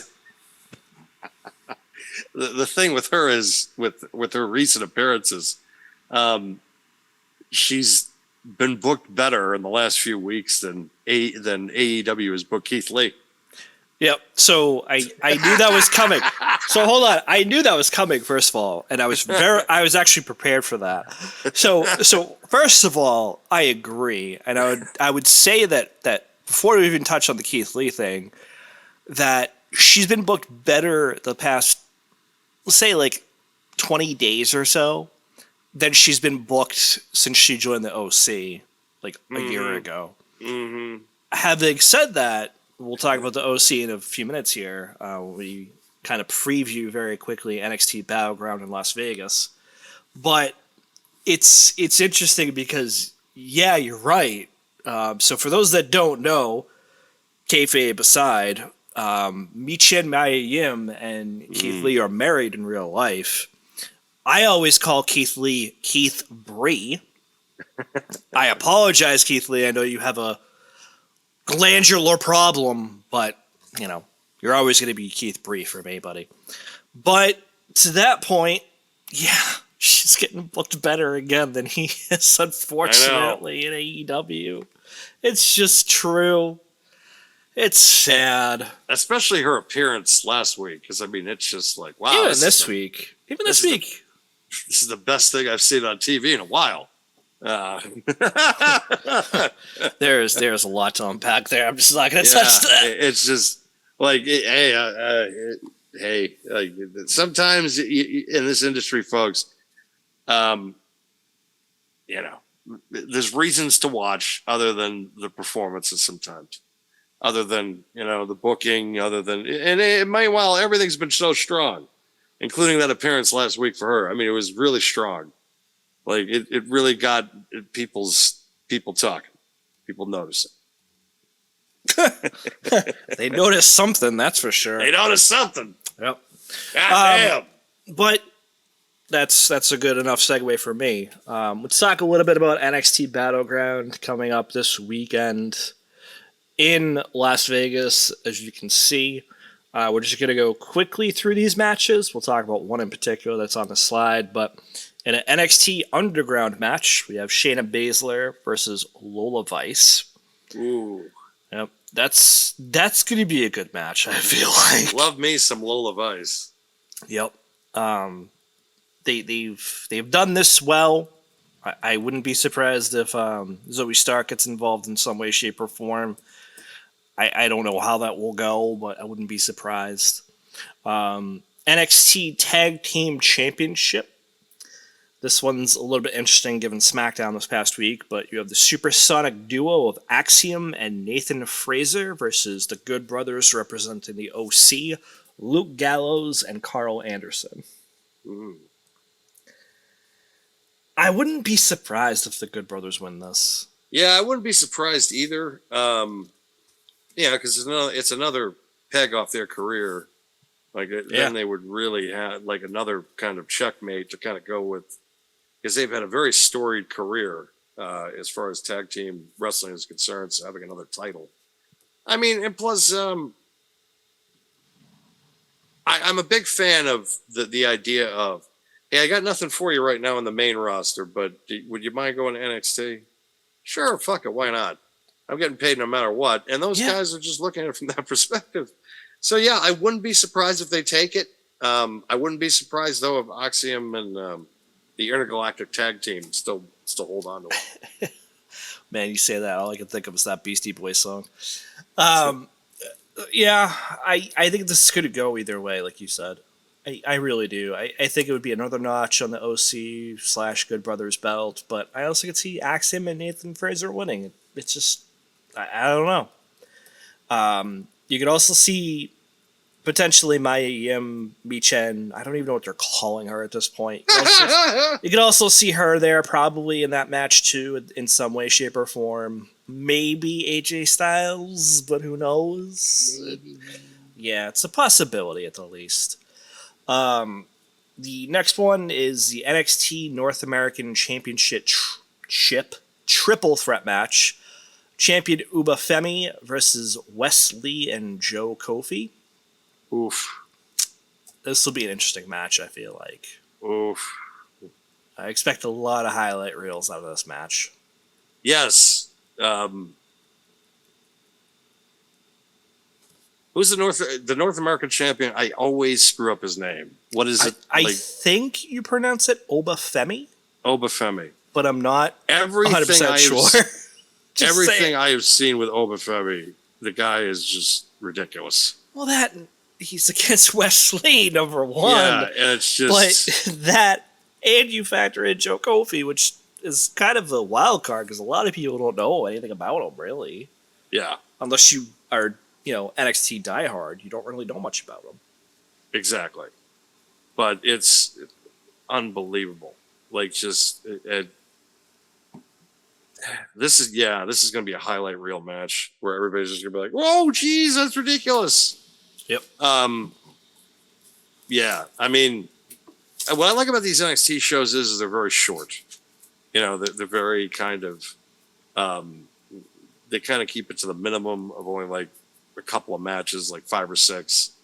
Because sometimes the main the main roster shows are fun, which they've really gotten better with time too. I feel like the shows are just timed perfectly. Well, they're not 'Cause it trying really to doesn't get squeeze too as late. much as they can into them Yeah. either, you know? Because they're always thinking about, well, what's next month going to bring? You know, it's not about like, you know, just some of those times the last couple of years where it was just like, this show's still going. I'm Yeah. sleeping in the chair. I'm like, ah. Well, I mean, especially with the pre-shows now, too. Like, yeah, you had the pre-shows back then, but those pre-shows were, like, heat. Yes. You know, versus now where it's just, like, all talk. I couldn't even get through the pre-show last time around. Fuck, I miss Heat. Yeah, you know, me too. I feel like we got enough to cover it now, though, but I don't disagree with you. Yeah. So the next match, speaking of Mi Chen, is the NXT Women's North American, excuse me. It is a 6-woman ladder match. Oh, Christ. We have Lash Legend, Mi Chen, and I'm looking at a website, so that is apparently her name now. It's not Mia Yim, it's Mi Chen. Sol Ruka, Fallon Henley, Jada Parker, and Kalani Jordan. So I just want to clarify, because we've talked about this for weeks on both shows, obviously, where we've gone back and forth about a women's mid-card title. We're finally getting one just in NXT, which honestly is fine. Yeah, I'm fine with it. I don't care where it is. One is needed. So if, you know, we talked about Shannon Baszler earlier, if this, and Mi Chen is obviously in this match too, if somebody is going back and forth between NXT and either Raw or SmackDown to chase this title, I'm fine with it. I'm truthfully fine with it. Right. So in this match, there's a lot of talent in this match. This is going to be the women's highlight reel of the night. And that's hard to say given who else is on this slide currently, which we'll get to them at the end, actually. But this, in a ladder match especially, this might steal the show. It's going to be one of two matches, again, given what's on the slide, that's going to steal the show. I can't even predict a winner in this match. I can't even. Like, I think Lash and then probably Mia Yim would probably be my guess. Sol Ruka's like the highlight reel lately. Yeah. With the Soul Snatcher. And that's just a great move all around if you think about it. But it is. I mean, I think, you know.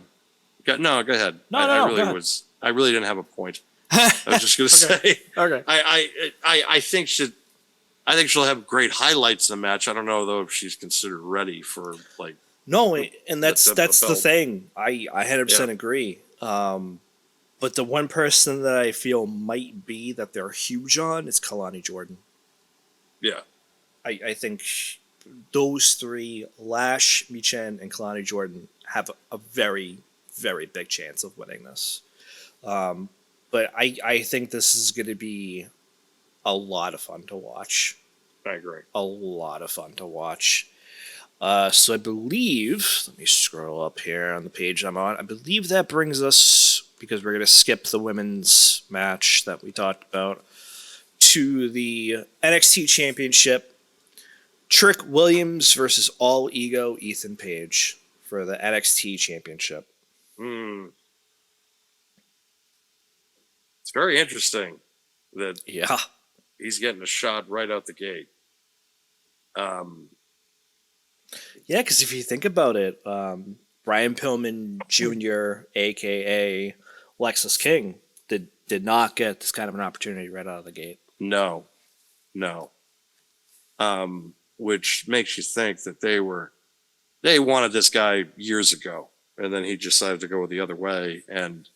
But Sean really wanted this guy, so I'm wondering if this is their way of being able to kind of get him.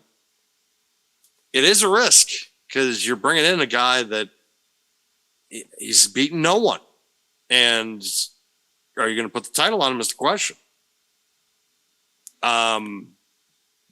Is he technically a TNA contracted wrestler? But I'll get into the TNA stuff in a few moments when we talk about The women's championship match. the women's yeah. championship match, of what the implications can be, and what serious implications that this all kind of might lead to. So you don't know if All Ego Ethan Page is even working for WWE and has a contract, or he's working for TNA. My guess is the way the TNA is progressing. So hold on, just real quick. I apologize, but that's a good point to make, because who knows if it's vice versa too? Who knows if he's working for WWE and is going to appear in TNA? That's true, but also I'll explain the TNA in a nutshell. What's going on? I agree. Sure. TNA recently. The Scott D'Amore thing happened earlier this year, where Scott D'Amore was let go or left TNA, depending on who you ask. The consensus that I'm hearing is he was fired. I heard the same. Yep. The reason why is because he wanted them to spend more money. And they were more in the opposite. They wanted a Costco. So they're not only got rid of Scott D'Amore. This past week, they got rid of their marketing department and their live events department. And I do not think that there are any shows booked for TNA at this moment past August. So there is real concern that Anthem is either going to run a skeleton crew in TNA, or if TNA is finally going to face an expiration date, which then adds the question of, is someone going to buy it? Is it for sale? What is TNA going to look like? Well, we'll find out when Vince McMahon appears on TNA TV. Yeah, right, exactly. I bought my competition. No, you didn't. You just bought another company. Yeah. That would be fucking hilarious if that happened, but also incredibly stupid. I mean, I'm just going back to the Envision arc, but yeah, it would be incredibly stupid. I agree. But there are question marks about TNA, which, through the Anthem years, they've actually not had that. Like, they haven't really had the question marks they've had to deal with as far as survival is concerned. Well, maybe in, 2020, but then there were other companies not only that had to deal with that too. There was AEW that felt like that they had to fight for their existence every week. So they weren't the only ones, but they survived. Where Ring of Honor didn't, a few others. But now there's a real chance that they're done. That's it. So the question is, who's going to pick up the scraps? And also with which we'll get to later on in the women's match, but also that might lead to some credence where All Ego Ethan Page is not signed with TNA. Because if TNA just got rid of their departments, maybe they're not really signing any free agent talent. They're just trying to keep the people they have. And then that's it. I don't know. But yeah, TNA again, having to face questions of extinction and survival. Again, where for a couple of years, they've been pretty stable. They really haven't had to really worry about that. But when Scott D'Amore was ousted from the company, it kind of has opened, I think, the doors of their existence long term. And so could there still be a deal where Ethan Page is working for them and just, I don't know. My thought process at this point is that they really wanted Ethan Page a few years ago. He went to AEW, and maybe they're just giving him the belts that he probably would have won and carried at some point. But are you going to do that at sacrifice of Trick Williams? Is Trick Williams ready to be on the main roster? I don't know. That's a good point. Just real quick, I think that he is, and bringing him up to face Mello potentially after whatever program they're gonna have with him and LA, and I'm assuming Logan Paul, probably, but I think they need to wait a little bit because who else do they have, right? And this is what I said the last time we had this conversation. Who else does NXT really have? You brought up Ilya, you brought up LA Knight previously before this draft, obviously. You brought up Carmelo Hayes this time around. You have, I feel like a great depth at female talent. However, male talent... Not so much. Not so much, yeah. So I think they need to wait on Trick to then bolster that, who's next a little bit on NXT to be called up. I don't hate this conversation about, hey, is Ethan Page TNA? Is he WWE/NXT? I don't hate what they're doing because it's a very much forbidden door. It's very much a attitude or a Why did era. You say that? Sorry. Why did you say that? Because it's coming. I'm telling you. It's gonna happen, and I hope they do it better than they did then. I know. I hope they do, because it's gonna happen. I'm gonna tell you that now. I think that everybody listen. You echoed this already. I think everybody kind of knows this already since the whole Scott D'Amore thing. I think everybody knows that TNA is potentially in their death throes. WWE is going to try to build them up a little bit.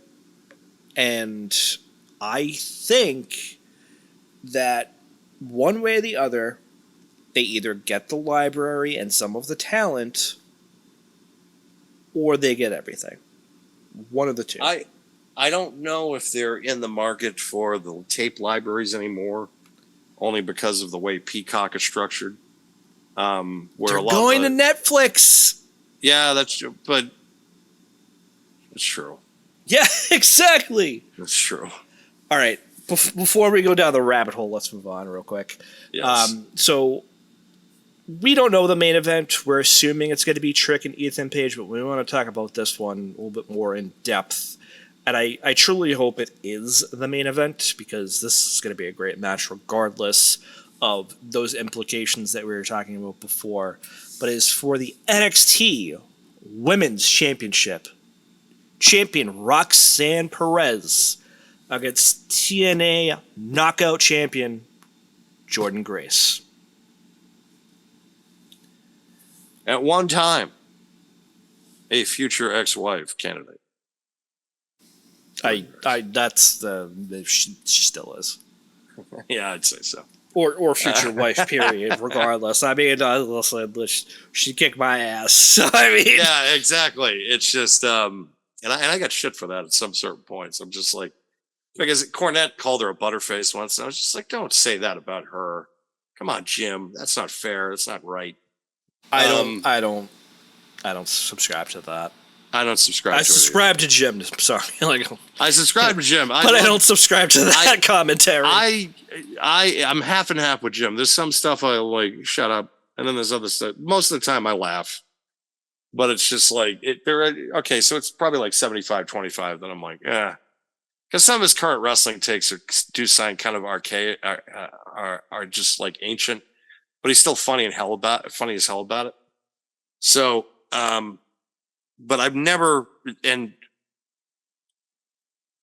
the fact that they were able to get this done really kind of speaks volumes of where they see her as a talent, considering the fact that she was also at the Royal Rumble. I was going to say that they've got it done twice. Yes, they've got it done twice, and they really see her as something special, which she is, in my opinion. Oh, 1,000%. I've always felt she has been, an extremely talented performer. I'm like, she's perfect for that company.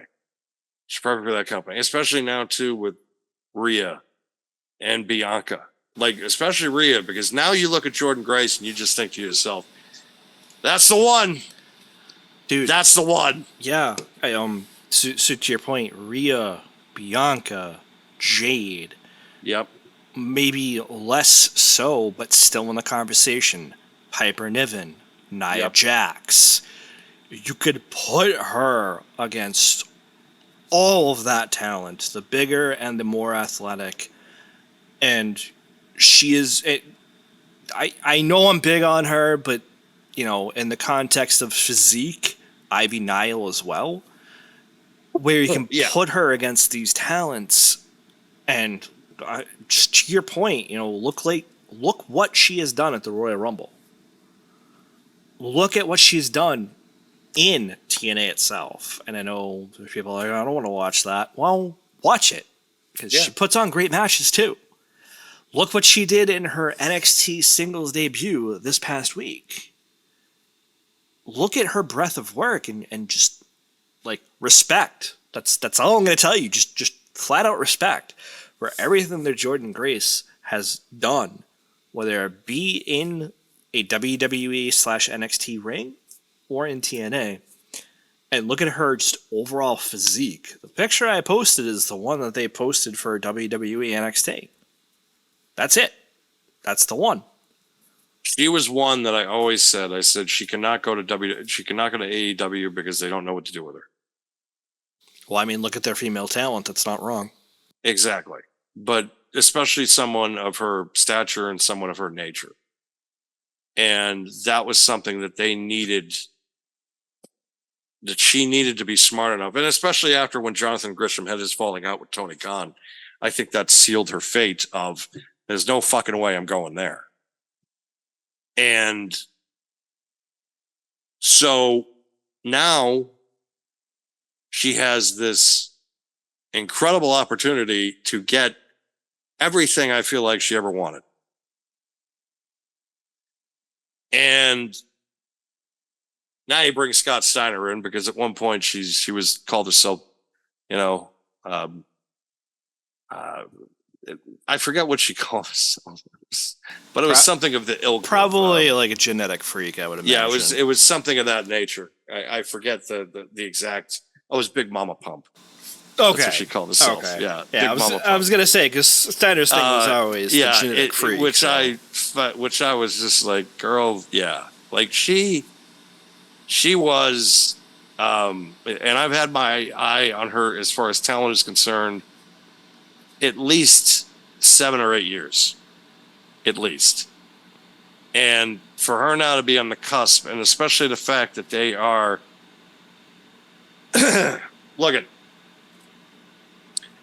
Roxana Perez is still young enough, and she's gotten some tremendous victories in her career. But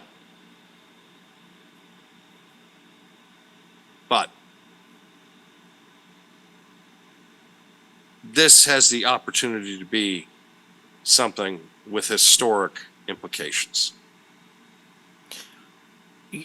I don't want to cut in here, but this I think it's a great analogy. If we look a couple of years ago at Kenny Omega as the belt collector, she has the ability as NXT, as TNA Knockouts champion, and then potentially to become NXT Women's Champion, to really solidify herself in history. Jordan Grace, obviously. But this, go ahead, sorry. No, I was just going to say, but I don't know if either TNA or WWE would be willing to do it. And that's my only concern, because truthfully, they should. $100 million Like, just 100% they should. I think the Because it would be implications. huge. I think the implications with everything that's gone on with, everything that's gone on with TNA and the recent news and all that stuff. You would think that Anthem, also being a television network, their idea and concept of, and the fact is that I don't know who's booking, but I'm sure it's someone that at least is going to understand the concept of, fuck, we got to do this. We have to push this narrative, and we have to kind of make history here. Especially around the same time that you have AEW doing their Forbidden Door next month, where you're beating them to the punch, but also at the same time now, you're able to say, hey, fuck it. Like, this is a much bigger platform, a much bigger star, and it's done well for the ratings, considering the fact that I believe they were in like the 790s. They were close to 800,000 this week for their ratings. I forgot to see the comparisons before the show between NXT and AEW this week, because the numbers that they were hitting and plateauing at were real close to what AEW has been hitting lately. And there is a real chance that after this week, depending on what happens in tomorrow's show, well, not tomorrow's show, but more or less what happens this weekend. Saturday, yep. Yes, that NXT could overtake AEW in the ratings. Massive implications with this show for the future of NXT. And they want to get hot around the same time that they're going to be switching different networks.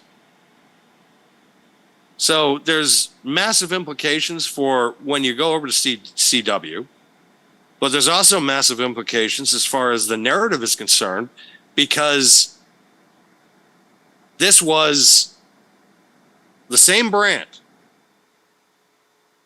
that 3 years ago chased off of Wednesday nights, and where they retreated to go to NXT, to go to Tuesday nights to run unopposed. And their numbers plateaued at certain points. And also, that was around the same time that Vince McMahon decided to pull a power play, take Triple H and his people completely out of it, mass layoffs. And that's when we got the NXT 2.0, the tie-dye era. Ugh. To your point, though, about excuse me, I apologize. To your point, though, about what this match will do for NXT, we can't underscore the fact that this has potential, given previous events a la Becky Lynch, to have the NXT Women's Champion featured on Raw and SmackDown as well. And I don't know what kind of deal WWE NXT has with TNA. Nobody does, which makes this all the more intriguing. She had mentioned something, Jordan Grace, about the NXT Men's Champion wanting to be like, hey, let me talk to Shawn Michaels. Let's make a deal. Let's be on that show. And if that happens, and given what you said about the potential of NXT more or less closing their doors, who's to say? Well, TNA, excuse me, but you know what I meant. Yeah. But it's just one of those things where it's like, who knows? Nobody does. Nobody knows what kind of deal is existing between WWE NXT and TNA, or just Jordan Grace and WWE. But if I'm a betting man, regardless of TNA and WWE, Jordan Grace is going to WWE at some point. Oh, without question. And I feel like it's going to be this year. It's gonna be close. It's gonna be real. I think by the end of the year, she's gonna be in the company. I agree with you 100%. I wouldn't be surprised if they put her in the next Rumble, and whether she wins or not, then she's there full time after that. She's like she'll be the Final Four contestant or something next year. Probably. Because I look at her and I think to myself, the question is who's going to beat Rhea, and then you look at Jordynne Grace and it's just like, well, there she is. Well, hey, if they put the belt on Bianca or Jade, it's the same scenario. Exactly. And you can't go wrong. You can't. You just can't. And I feel like that she's, yeah, I mean, I'm so happy too that she was able to get like 6 figures for 3 appearances. That is unheard of nowadays. Yes. And it's also just the fact it's just like that. She's probably going to be proud of that just because the fact it's like, wow, 5 years ago, this would have never happened. But it's because they're showing her a sign of respect because, number one, they want her. And they want to be able to kind of shock the world, so to speak. So I feel like that they're okay with it. You know, they're putting her out, they're paying her all this money. They're putting her on TV. They're using their television time to focus on a world champion from another organization. She is in a singles match for one of the most important titles on your third brand. Correct. In a pay-per-view / PLE setting.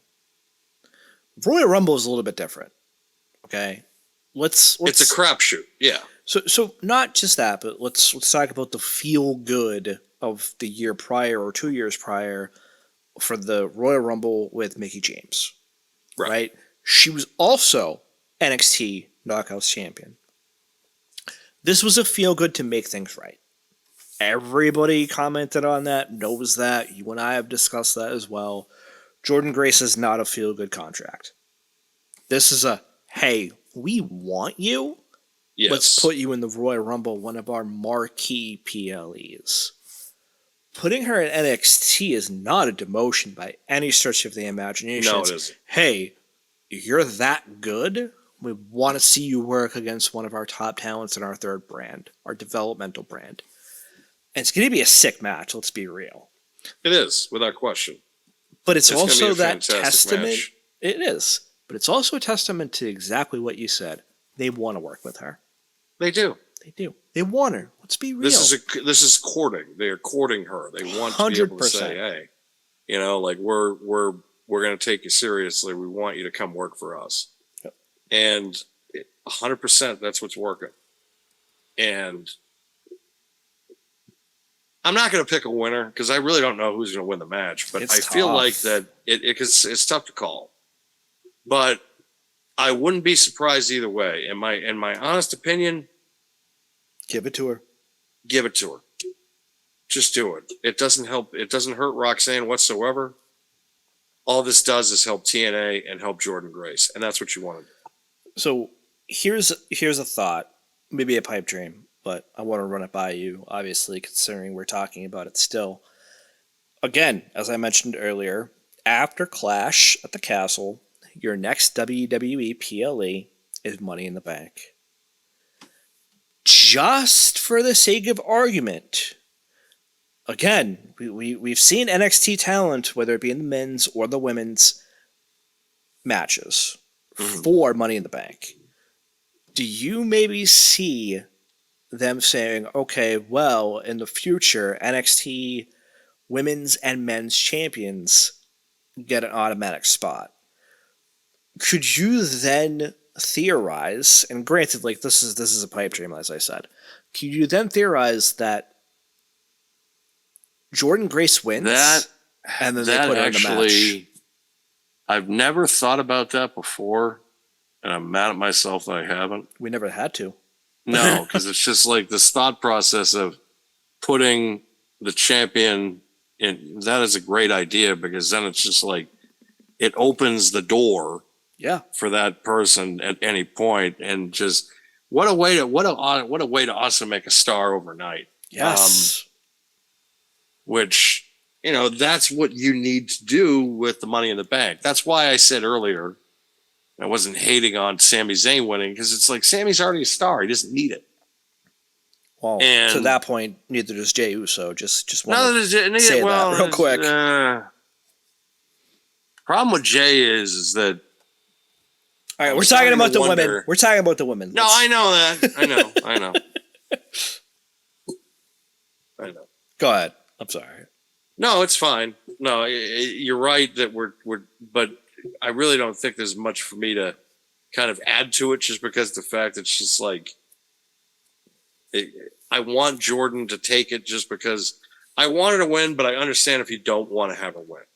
How about that? Is that a good enough answer? So yeah, no. So I don't think there's any wrong answer here, but the thing is this, right? And this is why I mentioned Money in the Bank, because after Money in the Bank is SummerSlam. Mm-hmm.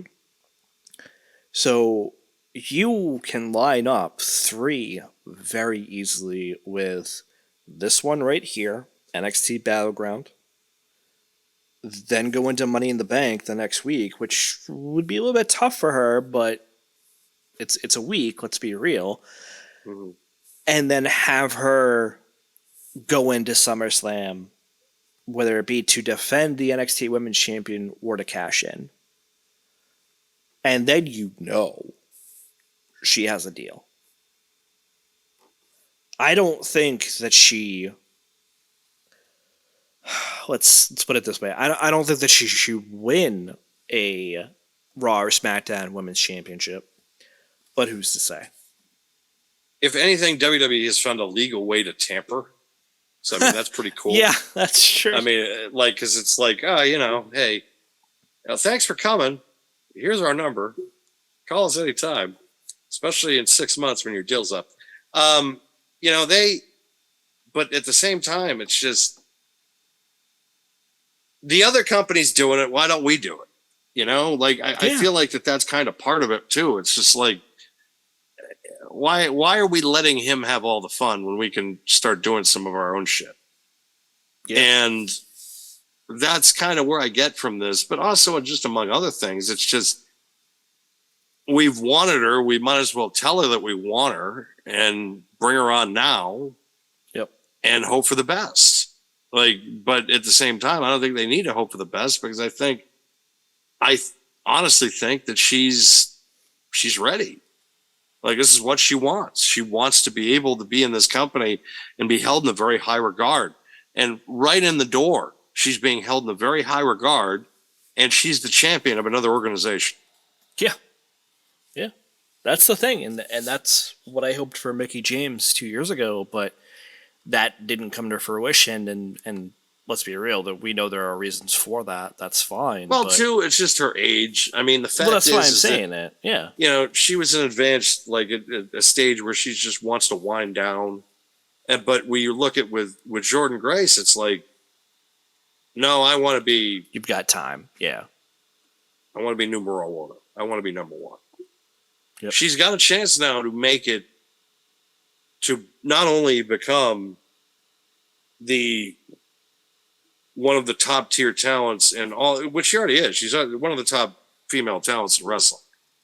But now she has an opportunity to be in the upper echelon, because you look at that WWE roster for women, and now she's going to be, that main event scene is going to be so tough, because there's going to be so many girls that have earned the right to be in that main event spot and a challenge for the title at any certain point.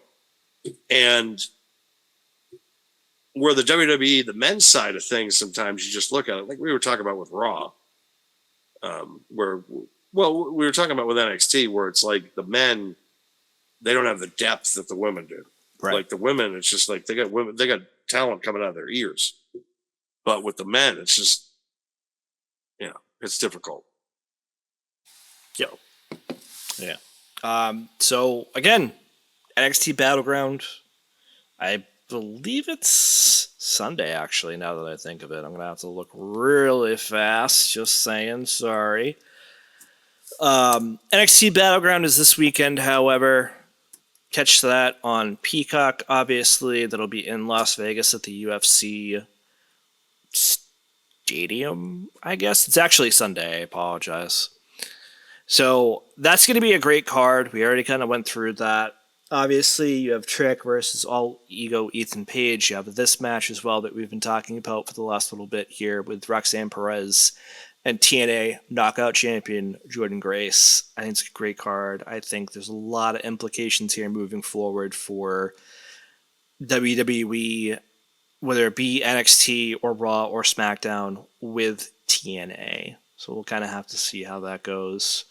With 5:17 remaining in the fourth quarter, the Boston Celtics have a 25-point lead in Game 1. Yeah, I wasn't even going to bother saying anything because, yeah, it's ridiculous. So I think we should talk about AEW probably a little bit quicker since Dan and I do not watch AEW on the regular. I try to. Sometimes. We try, but we fail. Yeah, I'm just going to say that. Clown Tony makes his return on this slide, obviously.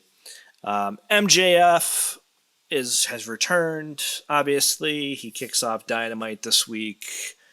Tony Storm was also on commentary this week. You can see her there in black and white, obviously, saying that this is where the best wrestle, which for those that are more WWE fans is debatable. And I'm going to butcher her last name, but we have a title-for-title match at Forbidden Door with Mercedes Moné and Stephanie Vauquois. I'm assuming that's how you pronounce that because it's a Q. But I believe so. I apologize if I butchered her name. I think we'll talk about this one a little bit more holistically versus what we did for WWE, just given that WWE hit a PLE this week as well as next week. But what are your overall thoughts on AEW? That'll be the best way to phrase that. What, currently? No, next week. Yes, currently.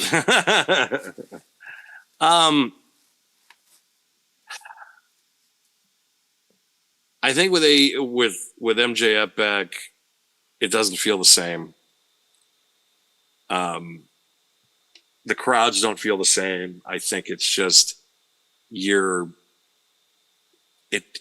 not the same company it was 5 years ago. It's not the same company it was 4 years ago, 3 years ago, 2 years ago. You can make the argument it's not the same company since he left. Yeah.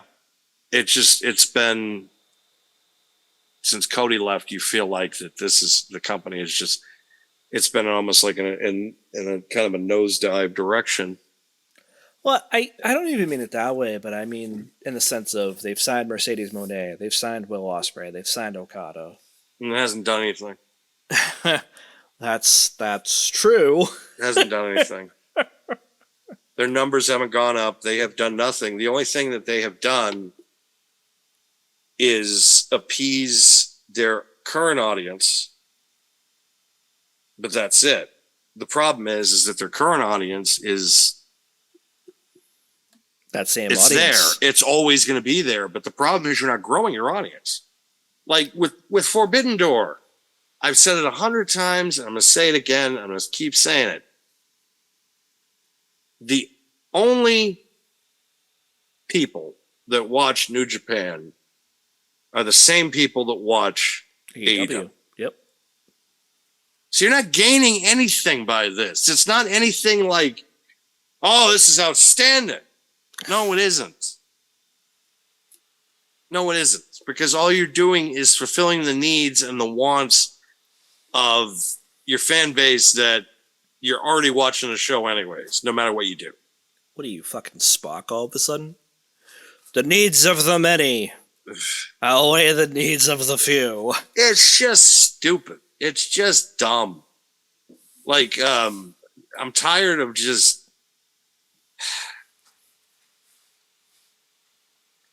Like, I'm looking at MJF, and it's just like, I'm looking at him, I'm like, it's not the same. It's not the same cat. Like, so hold on, let's talk about that for just a same. quick second. Let's talk about this just, like, literally a quick second. Is that because he came back dressed as Triple H? No, I just feel like that.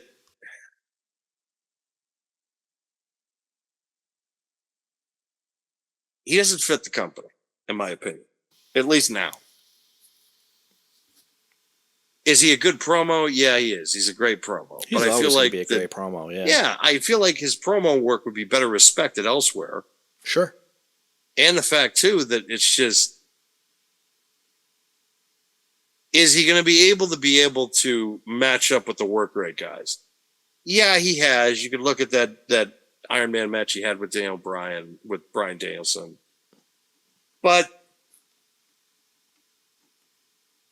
is he going to be able to do that with Okada? Is he going to be able to do that with Ospreay? There's all these things. There's all these factors now that with him, because that main event scene now is just because you have so much fucking talent. Yep. There's a reason why you have to have 15 titles around, because you just have all these guys that are main event guys that you have to be able to feed them something. But the problem is, it's every guy that you've had working for, every person that you've hired in recent months, they don't mean a damn thing to your bottom line right now. You're better off with, you were getting better ratings with Joey Janela and Sonny Kiss than you are Okada, Will Ospreay, and Mercedes Moné. You're getting better ratings with Dr. Britt Baker. I'm sorry, but somebody needs to chime in here real quick. I apologize. Shut up, bitches. He's still my boy, though. Like, again, Okada, it's very high. Him and Ospreay both, I love them. But I don't disagree with you either. They took the money. Yeah. I get it. It's tough. There, to your point, and I can't disagree with you for what you're saying, first of all, but I can't disagree. Like, the main event scene in AEW is just very loaded, very heavy. And while that's great in certain respects, we were talking about the Attitude Era earlier, where you had the Undertaker, you had Mankind, you had Steve Austin, you had The Rock, but all of them essentially were different characters. Where this doesn't feel that way, right? Like, Okada's a great talent. He's very quick, very fast, and has high octane moves. Whereas Will Ospreay feels the exact same way. Kenny Omega, if he was around, feels the exact same way. We talked about Ricochet potentially going to AEW to have matches with these kind of talents. It's going to feel the same way. And at what point do you look at that and say, all right, diminishing returns? And that's the question that Tony Khan has to ask himself. At what point do I go back to a very ring psychology kind of match with a talent like MJF, with a talent like Bryan Danielson, with a talent especially like Mox? And that's the medium that I feel like he can't figure out for himself, what he wants to do in his main event scene, because of the just variety of talent he already has, and as many of which are in that main event scene, as I said. It's a really hard problem to have. I don't envy him in that spot, because you have so many guys in their prime that should be bigger stars than they are. Instead, they're wrestling in front of half-empty buildings, in front of less than 1 million people every week. And yeah, one guy in California thinks they're the best, but everybody else, the thing that people need to realize, and I think that when we talk about later, I'm going to also mention that every wrestling fan since the beginning of time, since the 80s, all got introduced in this industry to the WWF. That was our first kind of push out there. I mean, The ma- 84, period. Exactly. You know? Everybody started out with the WWF. They would rather WWF be good than watch another product. And that's what they're getting now. WWF is good, so I don't need to watch this other product. And because, unfortunately, the way the show is produced, the way it feels, the way that they have their technical errors sometimes, AEW feels like a massively second-rate product compared to WWF. I mean, we've talked about that at nauseum, I feel like. We have. You know, where it's AEW is a very distant second. I'm not going to call it a second-rate product, just for reasons, but it is a distant second in comparison to the next product up, which is WWE, 100%. You know, I want them to be able to turn around because I love the majority of the talent. The majority of the talent in that company, I think, are the best. Or I think very highly. Even the Young Bucks, I think very highly of. Fucking Jungle Jack Perry, though, can fuck off. Go. But we've talked about this at nauseum too. Yeah, it's like where it's not just, a talent issue. It's not a talent. It's the leadership. booking. It's the leadership. It's the booking.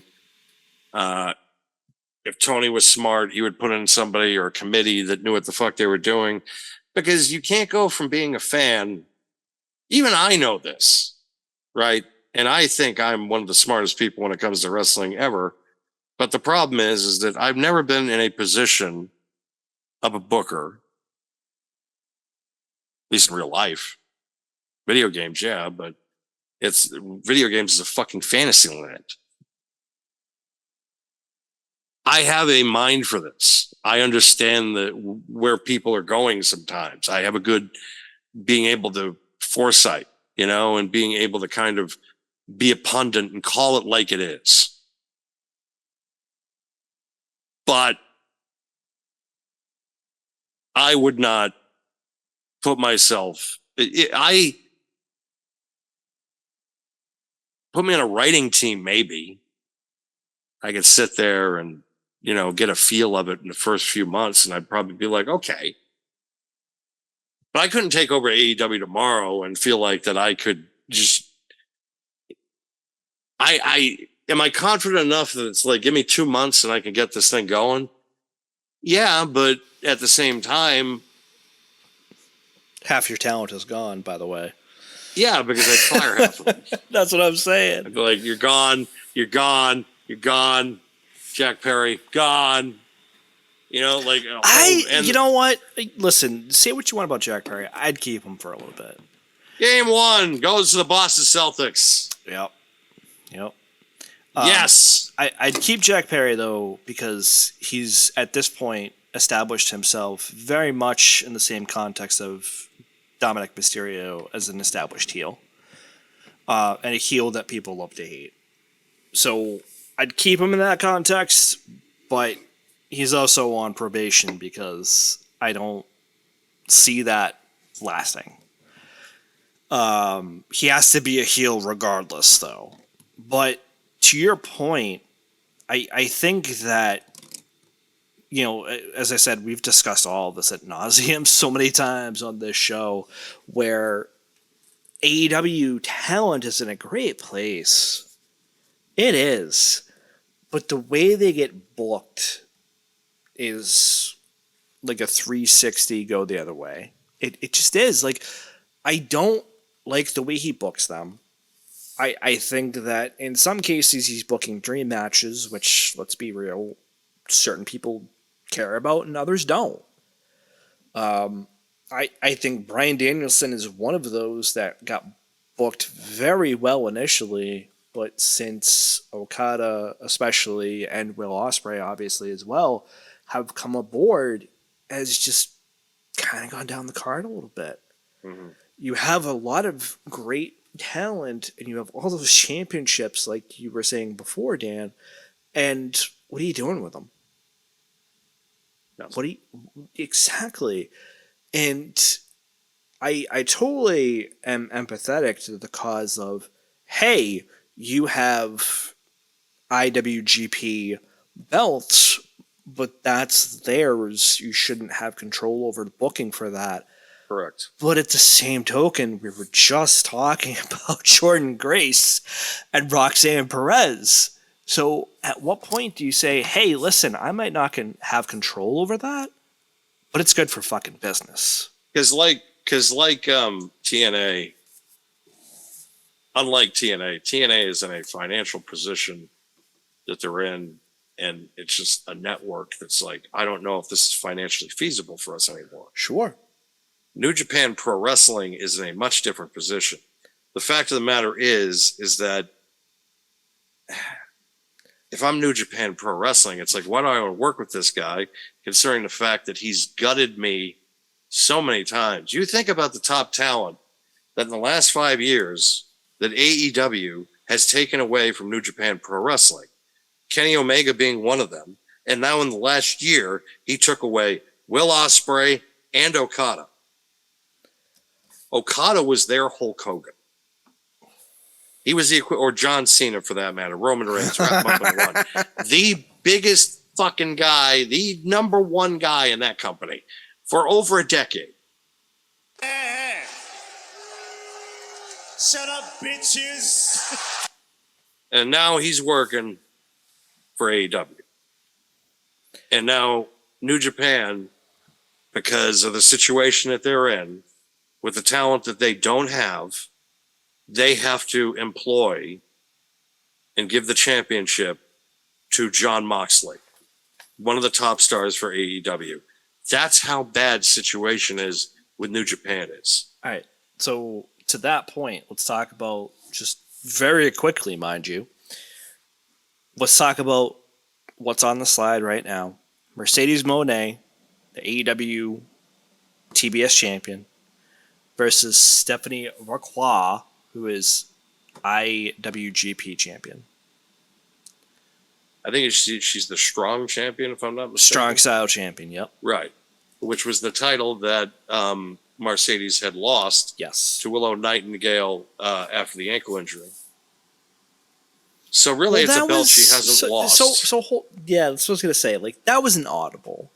Correct. Like, for those that don't know, Mercedes was booked to win that match. They called an audible because when she got knocked to the outside of the ring, she fell awkwardly, to the point where she broke her ankle. That's fine. Yeah. Okay. I'm empathetic to that. I am also empathetic to the fact that they made the right call in the moment to call an audible on that match and let Willow win.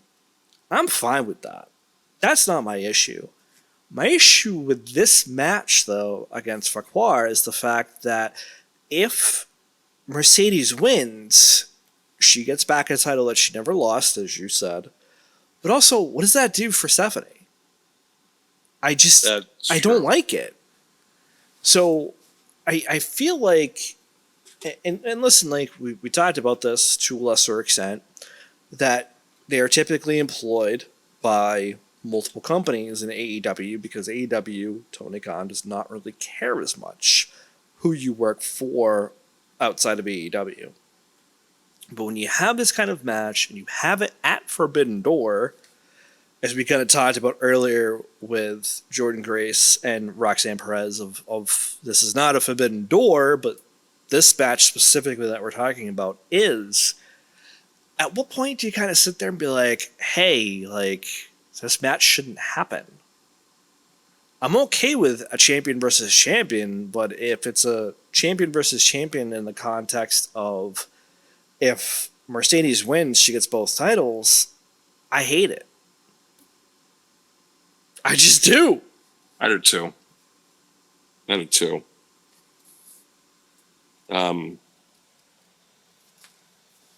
But again, at the same time, I mean, it's not Tony's booking. I feel like it's her booking.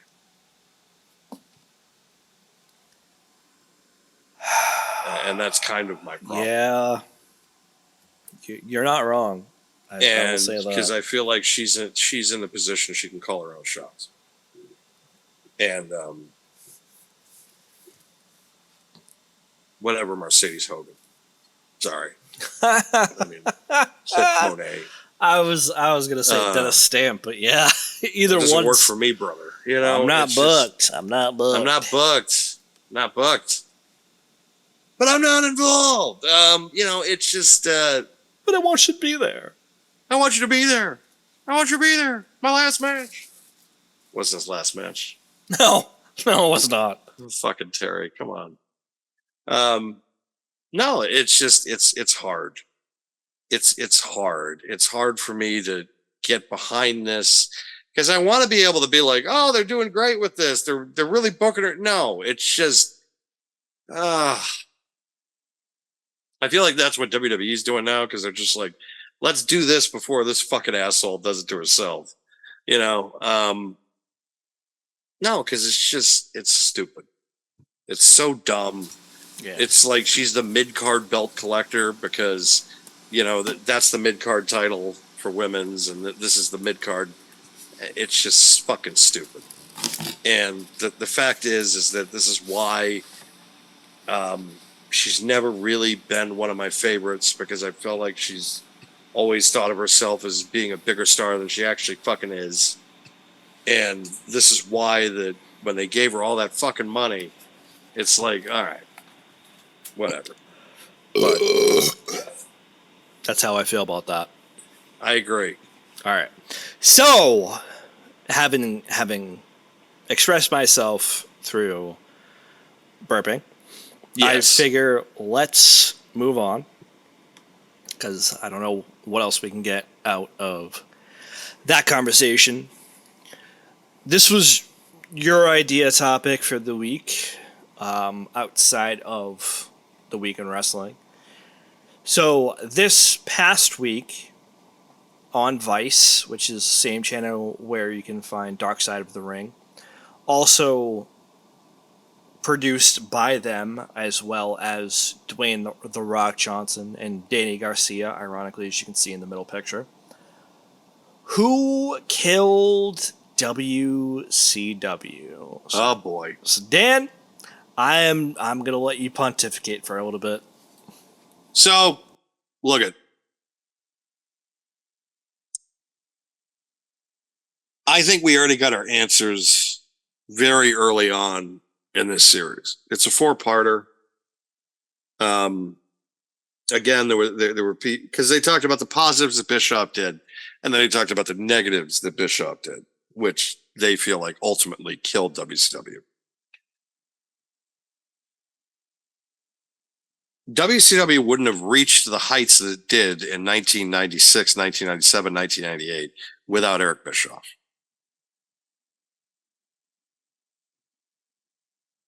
The changes were already being made while Bischoff was already there, already in power with executives and things of that nature. So I can't really put the blame on him, no matter what Bret Hart says, no matter what others say, because the fact is that Bischoff brought these guys in and he brought in Scott Hall. You know, it's a typical move. It's the same thing that Tony Khan did.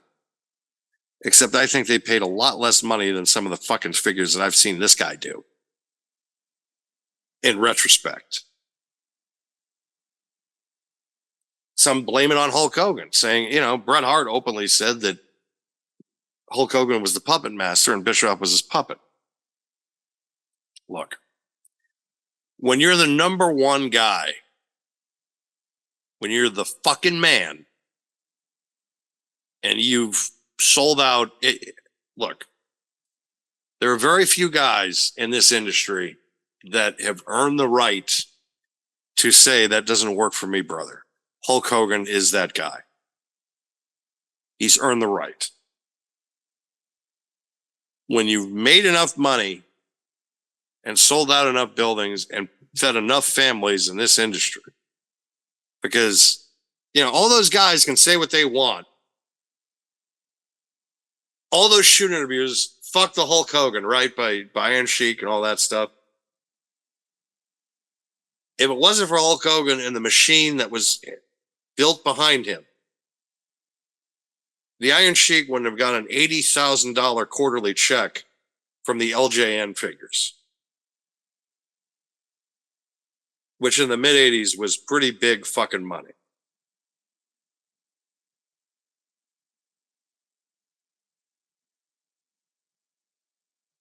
And Bischoff going out and signing him to that contract, to those terms, is something sometimes you have to do to be able to get to the next step. And he was able to get to the next step because he got Hogan. He had the foresight and a competent booker to be able to make the switch to make him go to the NWO.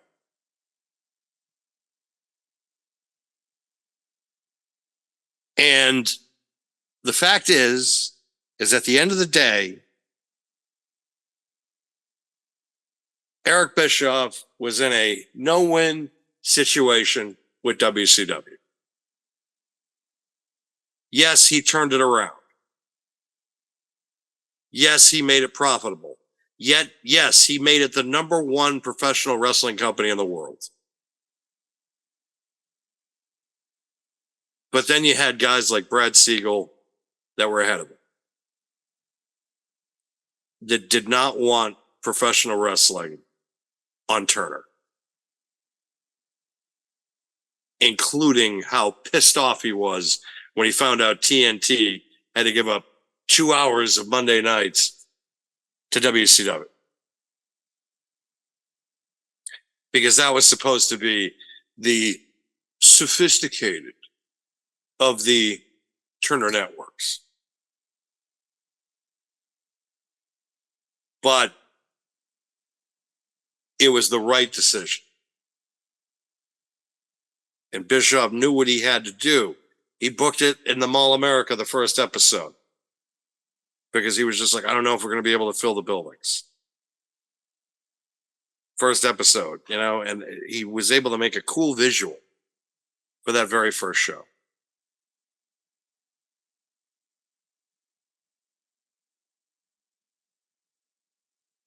It's hard to fathom that this company rose such tremendous heights for 2 years, and then 4 years later were bought by their competition. But watching that episode, it became very clear to me that guys like Brad Siegel wanted that company to fail, no matter what. Didn't matter how much they changed the world.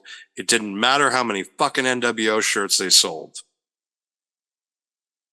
That's such a funny story that Bischoff told. It's just like his son came home one day and was just like, Dad, can I have 4 NWO shirts? Why?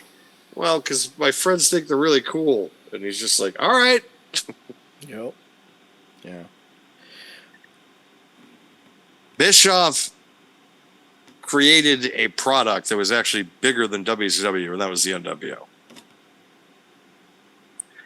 The company that was supposed to invade WCW became cooler than WCW.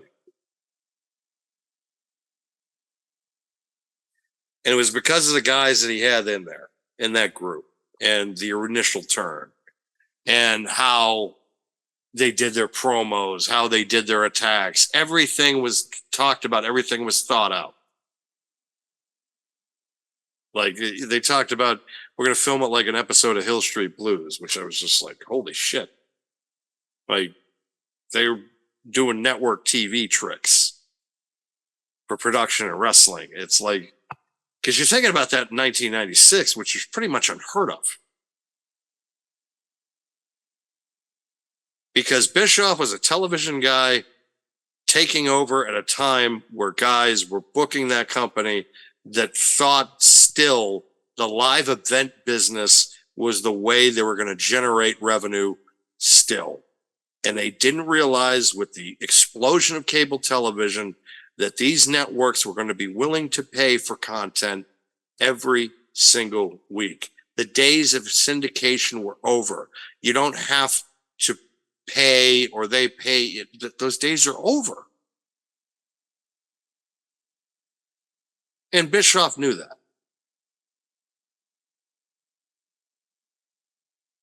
And you need sometimes a guy that understands marketing and television production to run a show than you do somebody that has been booking the same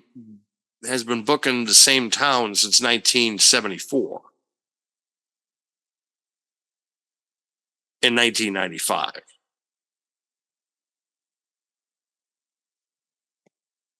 What happened with Vince, right? What happened with Vince after 2003? I mean, look at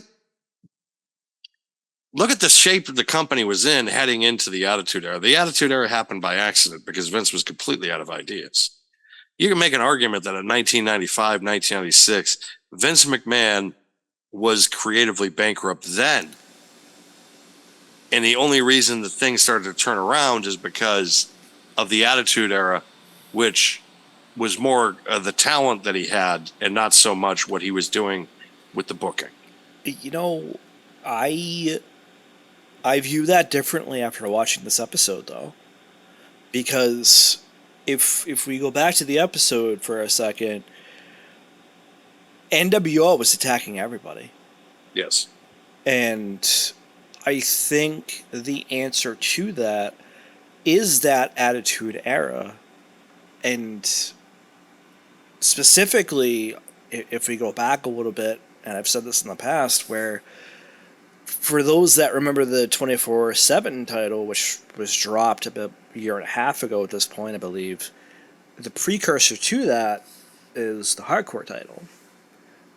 And I think it is the answer to WCW and their backstage, just call them hijinks for a second, with the NWO attacking everybody backstage and having that, I don't want to say mysticism or anything, but that, that disconnect to be like, is this really happening or is this just more kayfabe? And Bischoff kind of speaks to that in this episode. And it's interesting to kind of go back and watch it and think about these eras, whether it be before the year 2000 for WCW and that Attitude Era for WWE. It's hard to kind of differentiate them a little bit and figure out, hey, this is in relation to WCW's success, or this was our direction the whole time. I don't think we'll ever know that.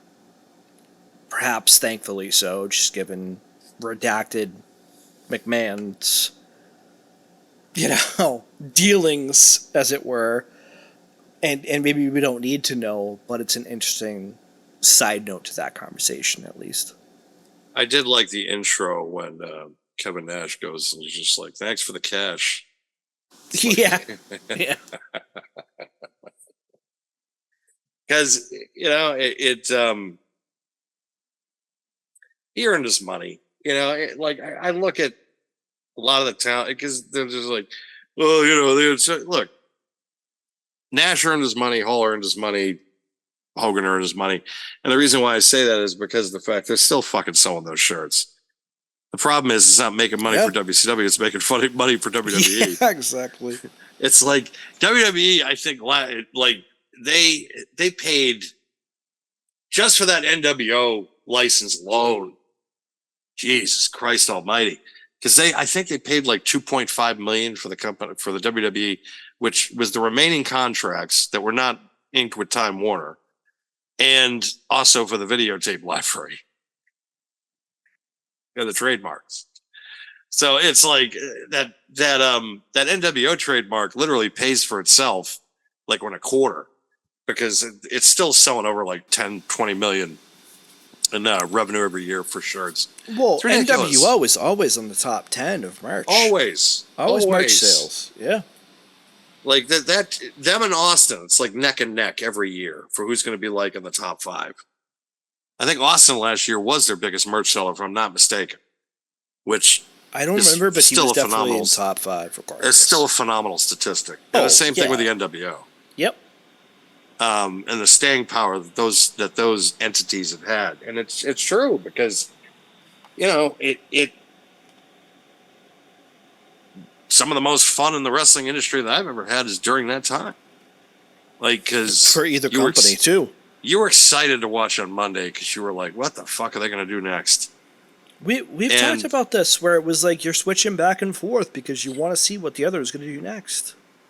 You know what was a bum out Always. is the fact that the fact is that if this happened in like when we were in college, because by the time we got to college together, It was done. it was over. Yeah. The WWE had run that war, but because you remember the Nitro parties Oh, yeah. and how fucking insane that would have been in college, and because the way that we would have done stuff, some of those home videos are hilarious. Of just this, some of those, wow, they're really going all out for this, and it really was perfect. Like the way that they did that is just like, oh, videotape your Nitro parties, and we'll like what? Yeah. Like what? Because they wanted the college crowd, and that's what they did. They were able to get it. Well, that's why they had that, like, pool party thing. that Spring we've break talked about every year. before. Yeah. So we talked about that before where it was like, hey, like, they have the helicopter come in. It's like a stadium show almost. And it's on a college campus. They have the helicopter come in. It knocks Nash into the pool. And it's like, shit, like, that's So- fucking awesome.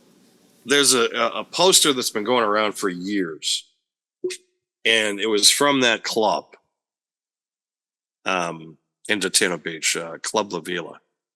And the flyer says, the last Nitro ever, $30, all you can drink. And you'd see that I mean, and I'm just sitting there and I'm like, oh God, if me and Mac were there, our livers would literally just implode that night. $30, all you could drink. It's just sitting there watching Flair and Sting wrestle fucking hammered, just being like, oh no. So, listen, like, interesting segue here, but it's funny in context of what you just said. So, I don't know if I mentioned it on the show, but I've recently been diagnosed with high blood pressure. I'm on medication. I have no symptoms of high blood pressure, so anybody that's concerned, I appreciate it, but I'm okay. I recently went in and they upped the dose of that medicine because it's not really changing very much when I go in. But that's the context. But to that point, I went in and had a physical because I'd heard about the high blood pressure through alternative means. I'm just going to say it that way. I'm not going to say why.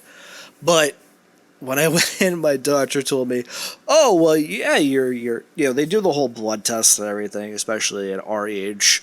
And they, they're like, oh, your liver looks good, though. So whatever you're doing, keep it up. And I'm just like, well, I'm drinking more compared to How's last that year. possible? Yeah, exactly. That was my thought, too, Dan. I was just like, wait, my liver is doing better?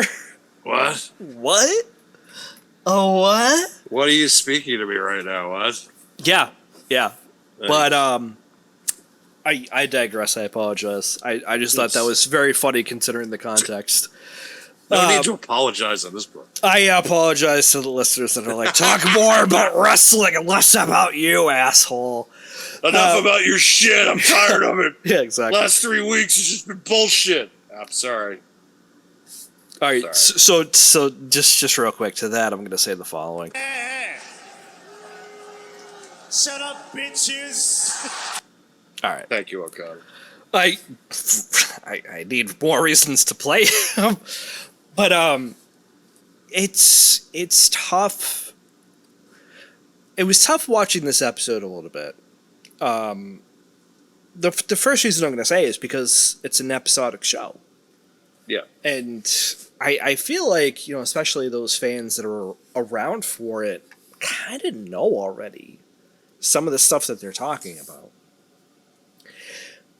And that's why I carefully chose the pictures this week for this with the NWO, which is one of the things that they talked about the most. The second thing, historical event, whatever you want to call it, that they talked about the most was when Sting won the championship after what was essentially an 18-month build. For those that don't really know the context of this match at Starrcade that year, it was supposed to be a fast count by Nick Patrick. That fast count did not happen. No. And I wonder why that is. yeah, I'm glad that they posted the media. I'm glad that they posted the social media reactions to it, because I thought that was an important. That cocktail was a to nice touch. It was The old message board messages. Yes. Because I was talking about it to somebody the other day. I'm like, I miss the old message board days, because now it's like whenever I make a comment or something, I have to go look at that person's personal info and stuff just for kicks, shits, and giggles. Where I liked it in the message boards better because nobody gave. I would get angry, but it would be anonymous. I didn't know who this fucking person was. Yes, and but also it made me fucking howl just because of just how mad you would get at this asshole. And then because you didn't have your phone back then, so let's say you were away from the computer, you had to wait. You anticipated getting home to get back on the message board to respond to the asshole because you knew a response was coming. or if you were already home and it was like late at night, you just sit there refreshing the page the whole time. Oh my god, that's true. I've done that so many times. Yeah, me too. I miss those days so much sometimes because it's just like everybody was shit talking, but you didn't know who each other was. Now it's like I have a face to this argument. And yes, it's not the same. No, definitely not. It's just like, but I do have someone that wants to talk about that night though. It didn't work for me. It didn't work for me, brother. Thank you for joining the program. But I think Who ran?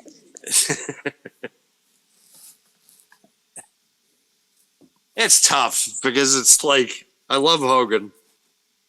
He is one of my, if not my all-time favorite.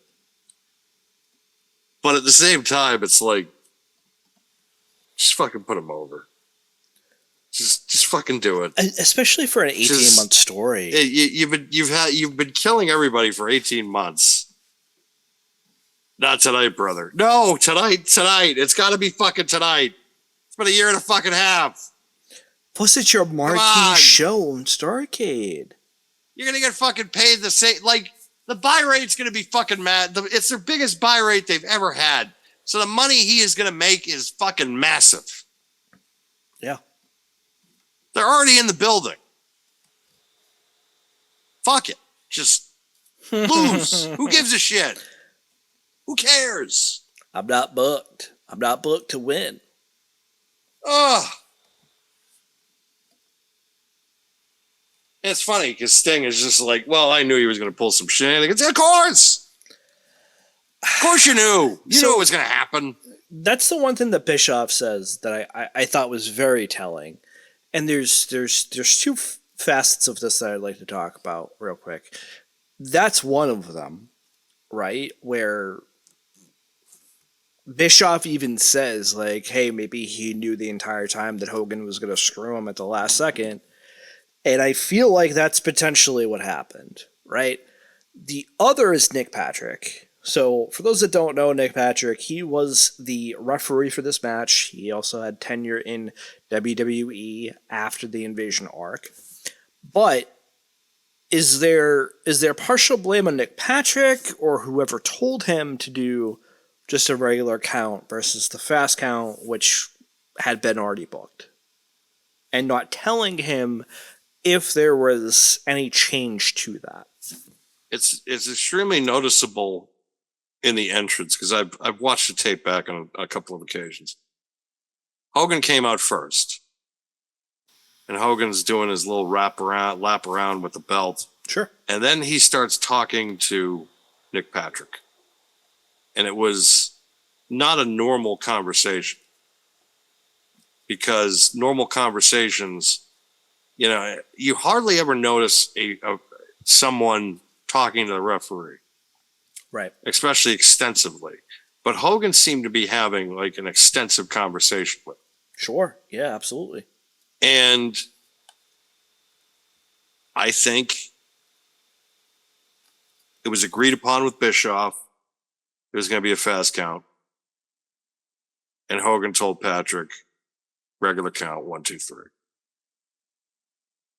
And Patrick went with Hogan's finish.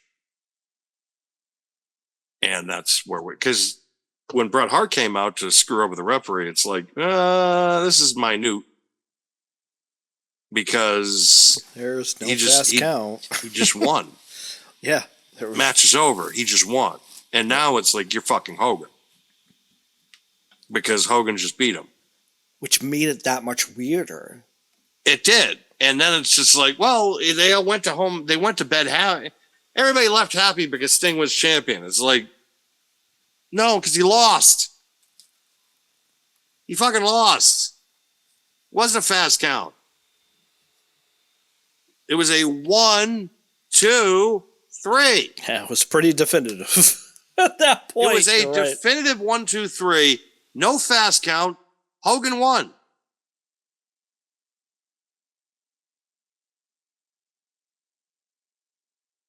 And it shouldn't have gone that way, but it did. That was egregious. That was maybe the most egregious championship match as far as politics is concerned that I've ever seen that fucked over business. Because Sting didn't come out of that looking great, and neither did Hogan. So you diminish the return. But Hogan did redeem himself the following summer, which I'm sure they're going to talk about in the next episode. Which, you know, you can say what you want and say what you want about the Sting matchup, but when it comes to the summer of '98, Hogan did absolutely the best possible job to get Goldberg over. And he did it clean as a fucking whistle. Yeah. I'm going to be interested about that. They're going to talk about that, which I guess that was Hogan. Bischoff didn't have to talk him into doing it. That was Hogan's idea. Yeah. He's like, I'm going to have him beat me in the Georgia Dome. And Bischoff says he almost veered into traffic when he heard that. He was on his car phone. He was just like, what? But the thing for me is they spent a lot of time in this episode, if we're reviewing it holistically, especially talking about the rise of WCW, and only really talking about this who killed it in a two-facet argument, mostly about Hulk Hogan, mostly about the formation of the NWO, but also kind of finalizing the episode, as it were, on the Sting win at Starrcade, which we just kind of discussed. So I'll be interested to see where they go from here.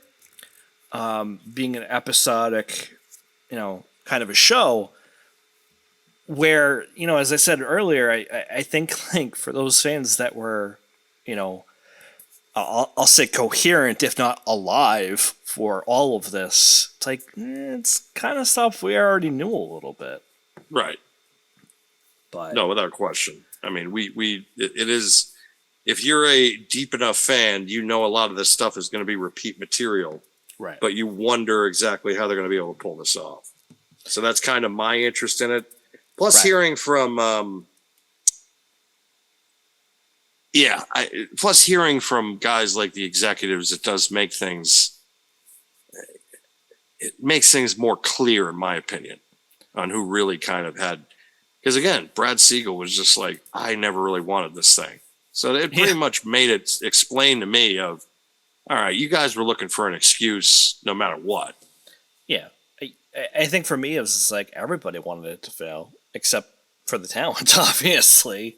Rightfully so. But I mean, it seems like it was a little bit on everybody. Whether it be that upper brass, whether it be Eric Bischoff, especially by the end, given what we know about Bischoff, basically explaining like, hey, we wanted this to fail by the end. Whether it be Russo, as we've discussed on Dark Side of the Ring episodes, whether it be Hulk Hogan and his creative control. I mean, there's so many different facets to this story that I hope they have a little bit more unearthing of different stories, stuff that we haven't had before. And I know Brett's in this too. Bret Hart's in this in the context of explaining it as well. You could probably just say Goldberg and then everybody would laugh and understand. But it'll be interesting to see where they go from here. Thanks for the cash. I mean, he's not wrong either way. He's not wrong, though. Thanks for the cash. Bill Goldberg. Love it, Edge. Bill Goldberg. Bill Goldberg. Bill Goldberg. Bill Goldberg. All right. Any other thoughts on this episode, though, Dan? No. All right. I'm interested to see where they're going to go with it, though. Yeah, I think depending on how the episodes kind of play out, we can talk about this a little bit weekly, at least for a little bit as we did tonight. But I figure since we still have a little bit of time considering what the actual time is as we're recording, we can move on a little bit to the following. Yes. Ladies and gentlemen, it is now time for the Pro Wrestling World Talk Scroll.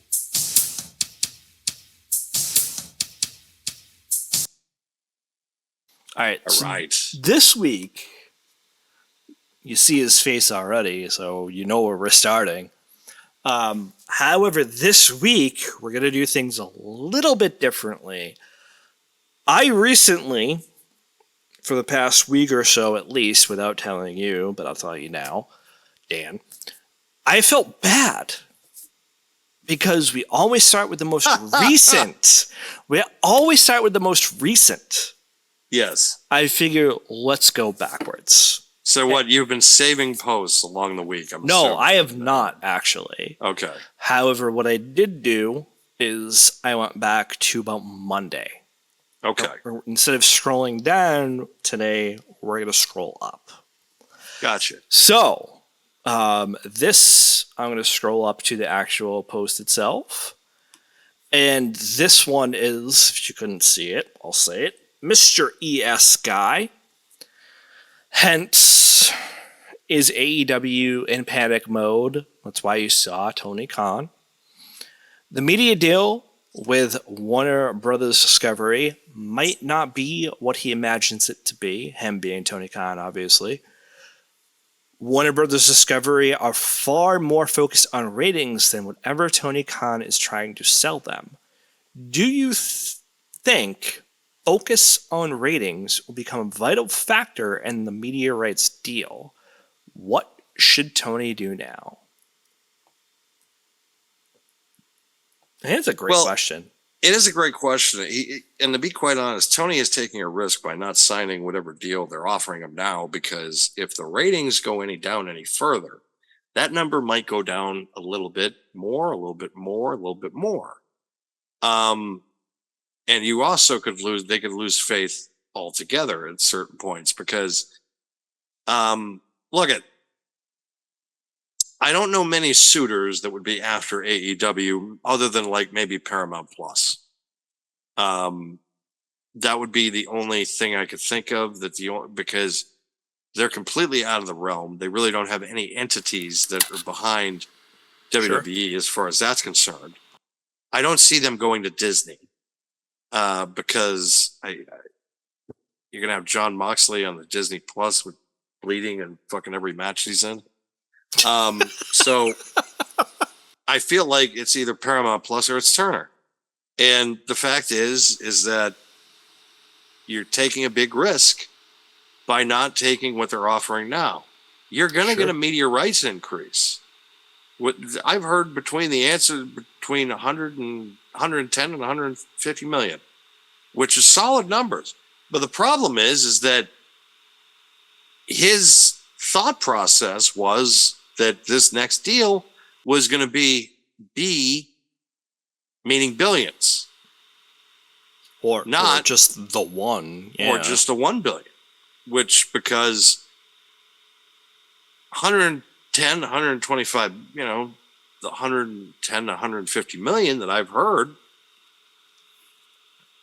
it'll be profitable, but it might not, there's still going to be a line. Yeah. And so the number I've heard is 110, which is enough to turn them profitable, but barely. That real barely. Right.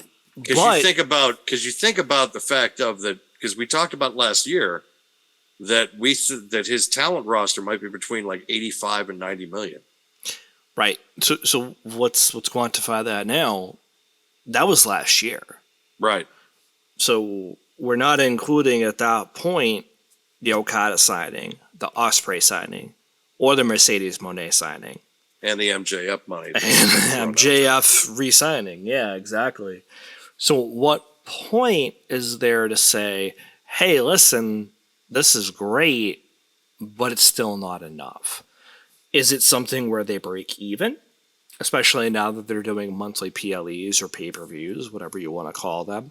But at that point, even talking about those, is that something where we can sit there and say, okay, that's great, but we just signed this deal with just throwing it out there, considering Warner Brothers Discovery, with Max, or the rumor is obviously that Max is going to be combining with Disney Plus, for example, and is that still enough? And we just don't know that.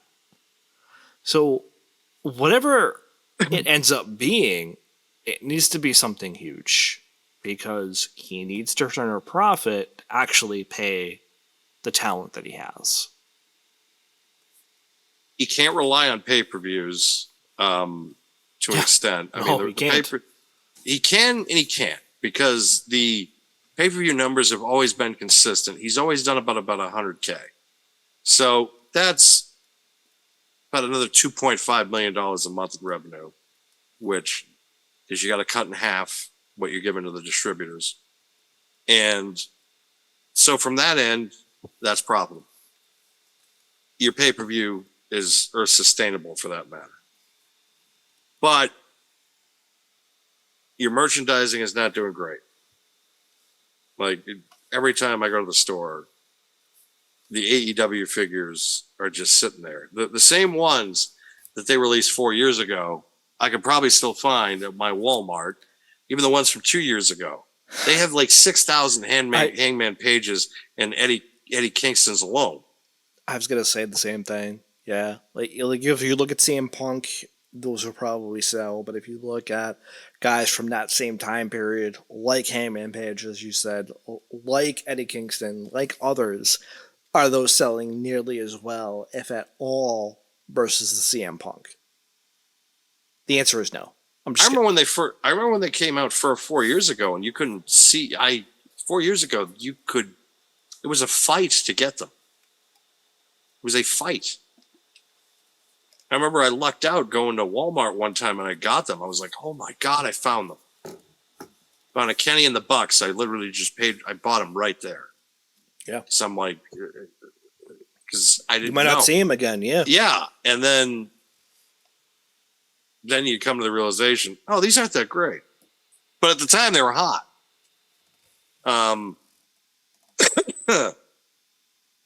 It's I don't know. I don't know what they can do. I really don't. And I know I keep kind of going back and forth on it, but it's just, I think if he's smart, he needs to realize that maybe the 110 to 150 million range that has been thrown out there, maybe you should just jump on it. Because, but maybe he's looking at it too from, maybe he's also looking at it too from if this thing is still going to be sustainable. Because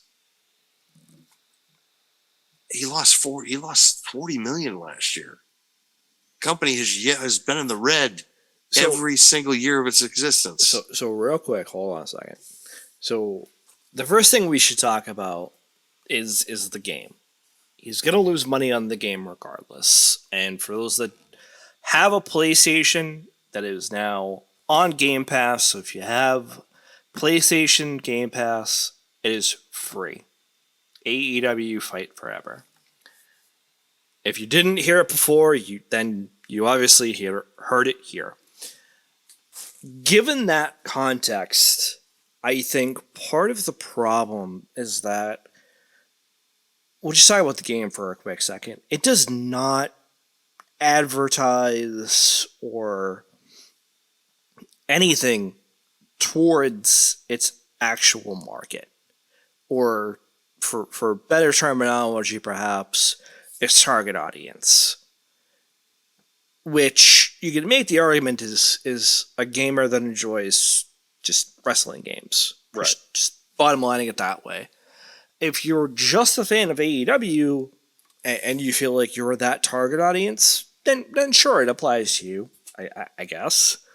But that's not in every way, so to speak. If you've looked at the WWE games the past few years, especially after 2020, because I've heard those horror stories, 2021 and on, that's going to appeal to you. And you can make your AEW superstars, for lack of a better term, in subsequent games from 2K in WWE after the year 2020. Having said that, though, part of the issue that I find with the game and everything else is that it's poorly marketed. Right. It should be marketed to all wrestling fans, not just one or the other. Not just AEW fans, but if you're a fan of wrestling, it should be marketed towards you. And in some cases, you can make the argument to say, hey, listen, like, that's great, but, I'm on, and we have the scroll coming up shortly here. I'm only on Facebook, and I get ads for all of them. That's great. Right. That's great. But realize that that's an algorithm. That's not just a WWE thing or AEW thing. That's an algorithm. So I think for me, just to kind of wrap my conversation about this post period, is that it can go both ways. It really can. I think that he could get a deal still with Max or with Disney/Max/Hulu if that's the reality of the situation for streaming services. But at the same token, he needs to actually market his product. And I feel like that's where they're currently lacking. But your closing thoughts about this article, sir. Marketing, live event business really needs to kind of they really need to be reevaluated. Because you've been struggling for a while. Like, you shouldn't be dealing with the half-empty buildings and that type of stuff. Either you go into smaller buildings or you do something so that way people start coming again. And that's the problem. And the thing is that for the last year, they've been stuck in quicksand and they just keep sinking. And no matter how he keeps fighting to see if he can get out of it, it just seems like it's just consuming the company. And they need to do something quick. No, I totally agree. Great post by ES Guy, Mr. Yes. ES Guy. I apologize. Mr. ES Guy. Yeah, so I want to make sure that we shout you out because that was a great method of getting people to talk. He's been very consistent. He has, no, for sure. I want to highlight this real quick just in case because we do scroll the Facebook. However, the Pro Wrestling World is also on X Twitter. So if you want, you can look at those articles as well. I'm sure some of them might be repeats of what you see on Facebook with us, but we just want to make sure that we clarify that now. This one, if you couldn't tell, is about AJ Styles by King MDM, who we really don't see much of, just maybe because of when we're posting these. Right. And when we actually, kind of sift through these. But this one, just reading the first sentence alone seems like it's going to be a great talking point, Now that WWE and TNA's bond is getting stronger with Jordynne Grace on NXT challenging Roxanne Perez, can we start dreaming of AJ Styles returning to TNA for some matches? Imagine this scenario. A match happening, then we can hear Get Ready to Fly, the original AJ Styles TNA theme starts playing, and he appears. That would be epic. It's fun to think about. I mean, that crossover ability now, they have the, hopefully it does open that door. I'm not going to say that other word. For kind of crossovers and, going into other universes. I think it would be fun. AJ, I think, is a great example of that happening. Getting AJ like another TNA title run, I think would be a lot of fun. So I'm all for it. Yeah. I like this. I like King MDM on this one. Yep, I agree. I have nothing else to add, honestly, because I think this is just, obviously there's that thought that this is potentially a pipe dream, but if there's a pipe dream to think about, this is one of them. Mm-hmm. I don't hate this at all. No, me neither. We'll just kind of move on. So again, the Pro Wrestling World is on X Twitter. So if you want more different exclusive wrestling content, and Instagram. I haven't seen that post yet, so that's why I haven't said it.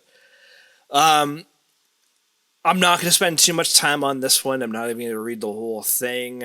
However, this is from Stone Cold Oh No, so I want to make sure we shout him out.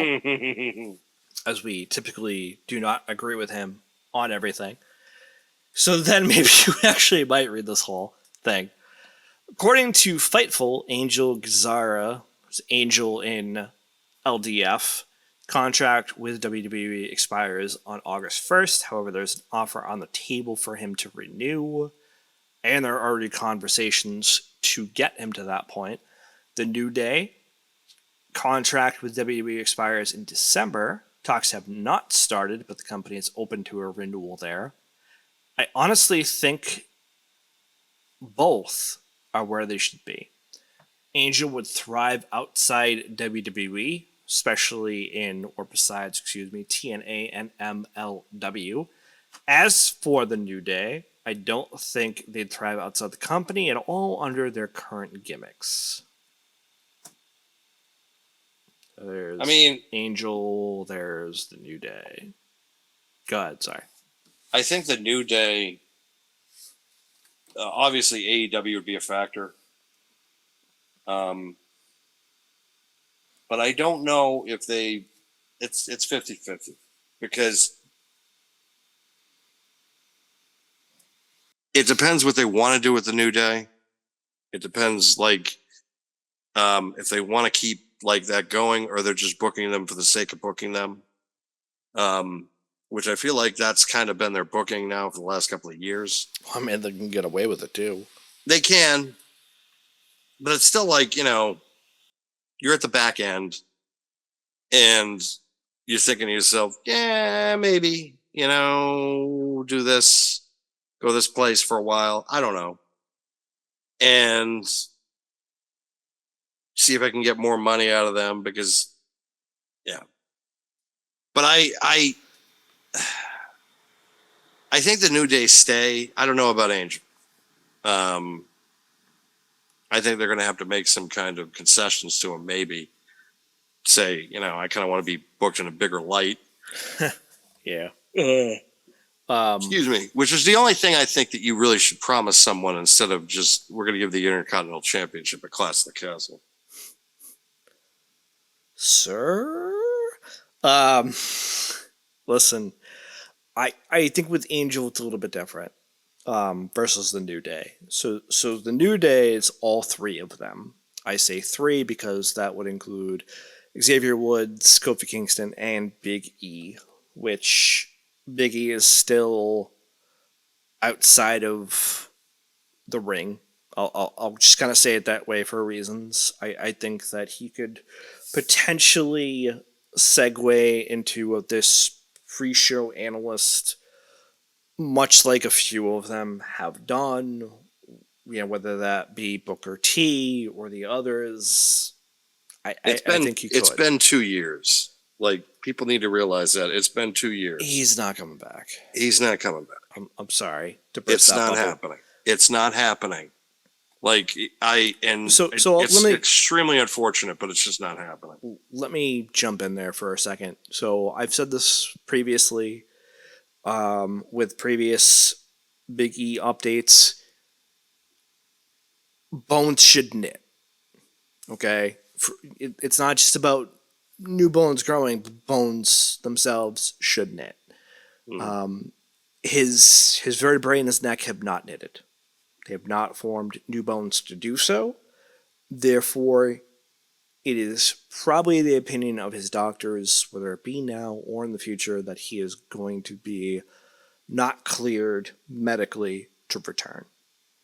I'm going to be the first to sit here and tell you that sucks. It does. Whether it be because I like Big E or not, that sucks.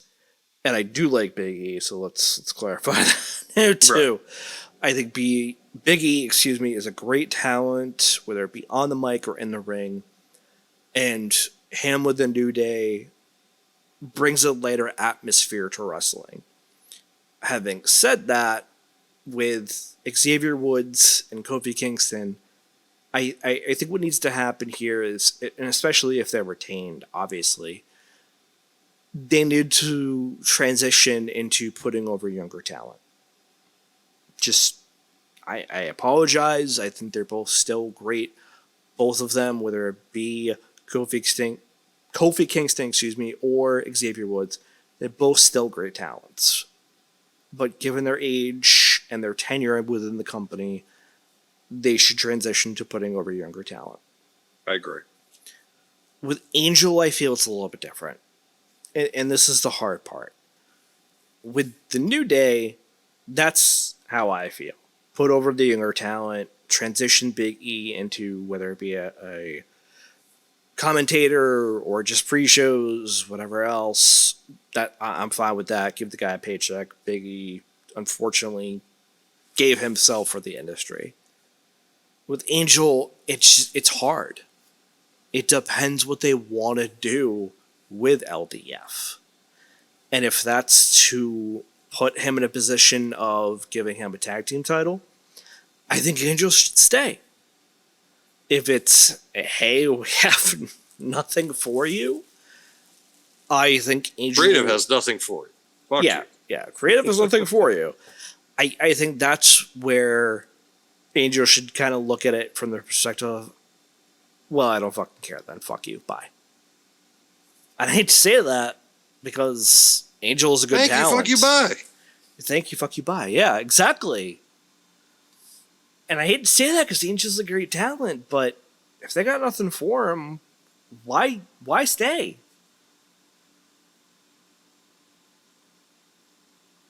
There are other companies, that there's also ones overseas or, across continents that will definitely use him in what he feels is a decent light.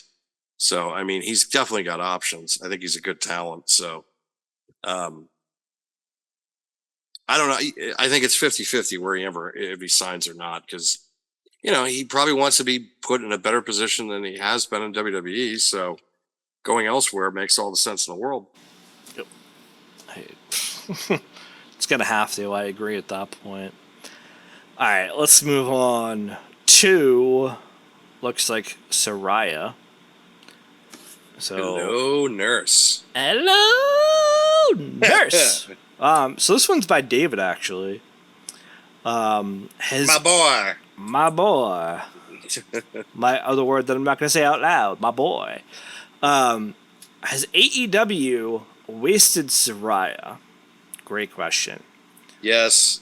I think the clear answer, I think the answer is clear that it's yes. I paraphrase, I apologize. When she first came in, there was a big angle between her and Britt Baker. That was fine, great, even. She became champion. But right now, Jade Cargill in WWE seems bigger than Saraya.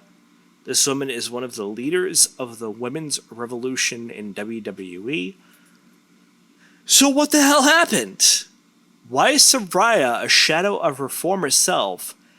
Is it all Tony's fault, Tony being Tony Khan, or maybe Saraya's fault?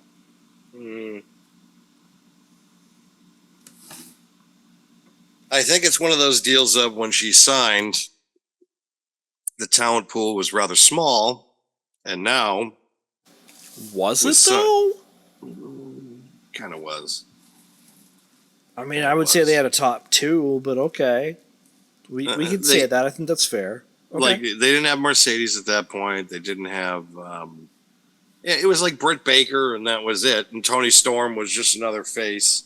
She wasn't timeless Tony Storm yet. Where timeless Tony.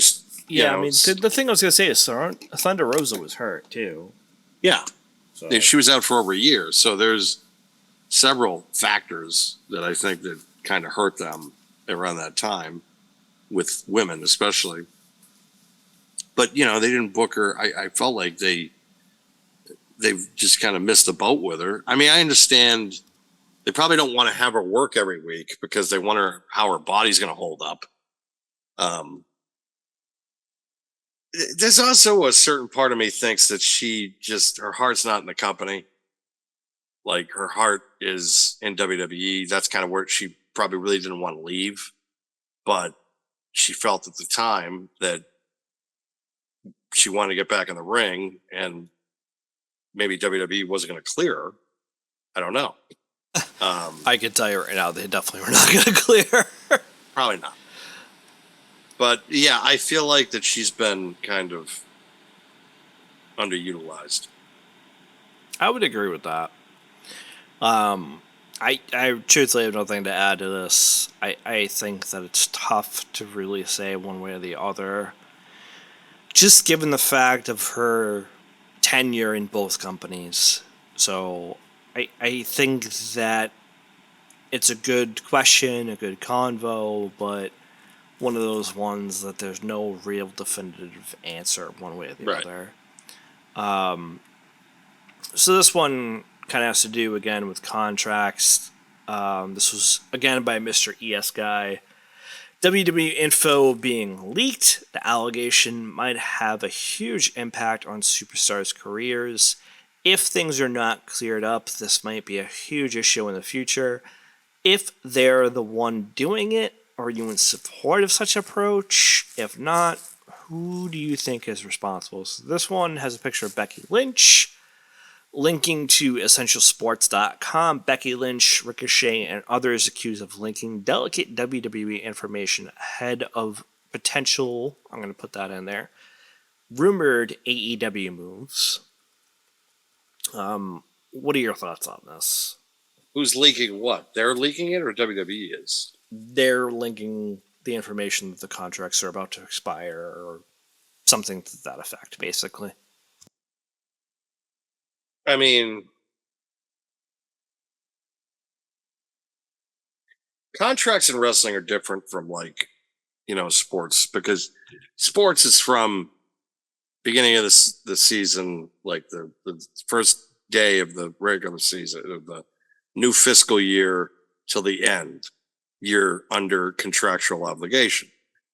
Wrestling, it's different where it's no off season. So like randomly, you signed your contract in June of this, like June 10th of this year. And then 3 years from now, it'll be up on June 10th of 2027 or whatever. So I think their thought process is there's no real, like nobody really knows, like the length of time and all that stuff. I wouldn't be surprised, especially now with things being leaked out by the talent, just because of the fact of they want to get feelers out there. Mind you, they can't get an executive. Like, right. So it's not the Young Bucks or the Kenny Omega having a conversation with them. But let's say Jungle Boy is texting somebody, a Ricochet, or Will Ospreay is texting Ricochet, and they're talking about numbers. And it's not like he can go to Tony, because Tony can't talk to him because of tampering. He can go through other wrestlers and get numbers and do counter offers. That was how Scott Hall and Kevin Nash did it back in '96 when they switched over, because DDP was the liaison. I mean, to your point, there is no doubt in my mind that maybe not with Ethan Page, but at least with Jade Cargill, that there was zero tampering. Bullshit. Probably no tampering there. No, I disagree. I think there is 100% chance that Cody Rhodes got involved. If not for Ethan Page, definitely for Jade Cargill. There's definitely probably some. That's true, because Cody technically is not an executive in WWE, but and I'm sure he was probably leading up the negotiations with MJF and probably leaked him some numbers of how much he's going to make. True. But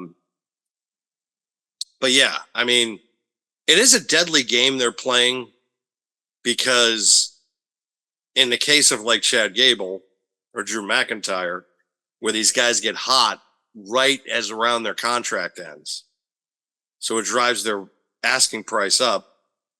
And then you also got to try to tell them, yeah, I'm going to maintain your momentum. But what if things aren't working? Like the ratings are going down or something's just not clicking, and you got to take the belt off them. And then they feel like they're going to just linger now for the next couple of years, and things are just going to go back to the way they were. So, yeah, you're not wrong there. I don't know. I mean, at least in this context, good article by Mr. ES Guy, but I don't know. I don't think that these parties specifically would have leaked anything. Even if they did, what would it have been? So let's move on. It looks like this one's about Becky Lynch. Surprise, surprise. So this one is by Ripper. No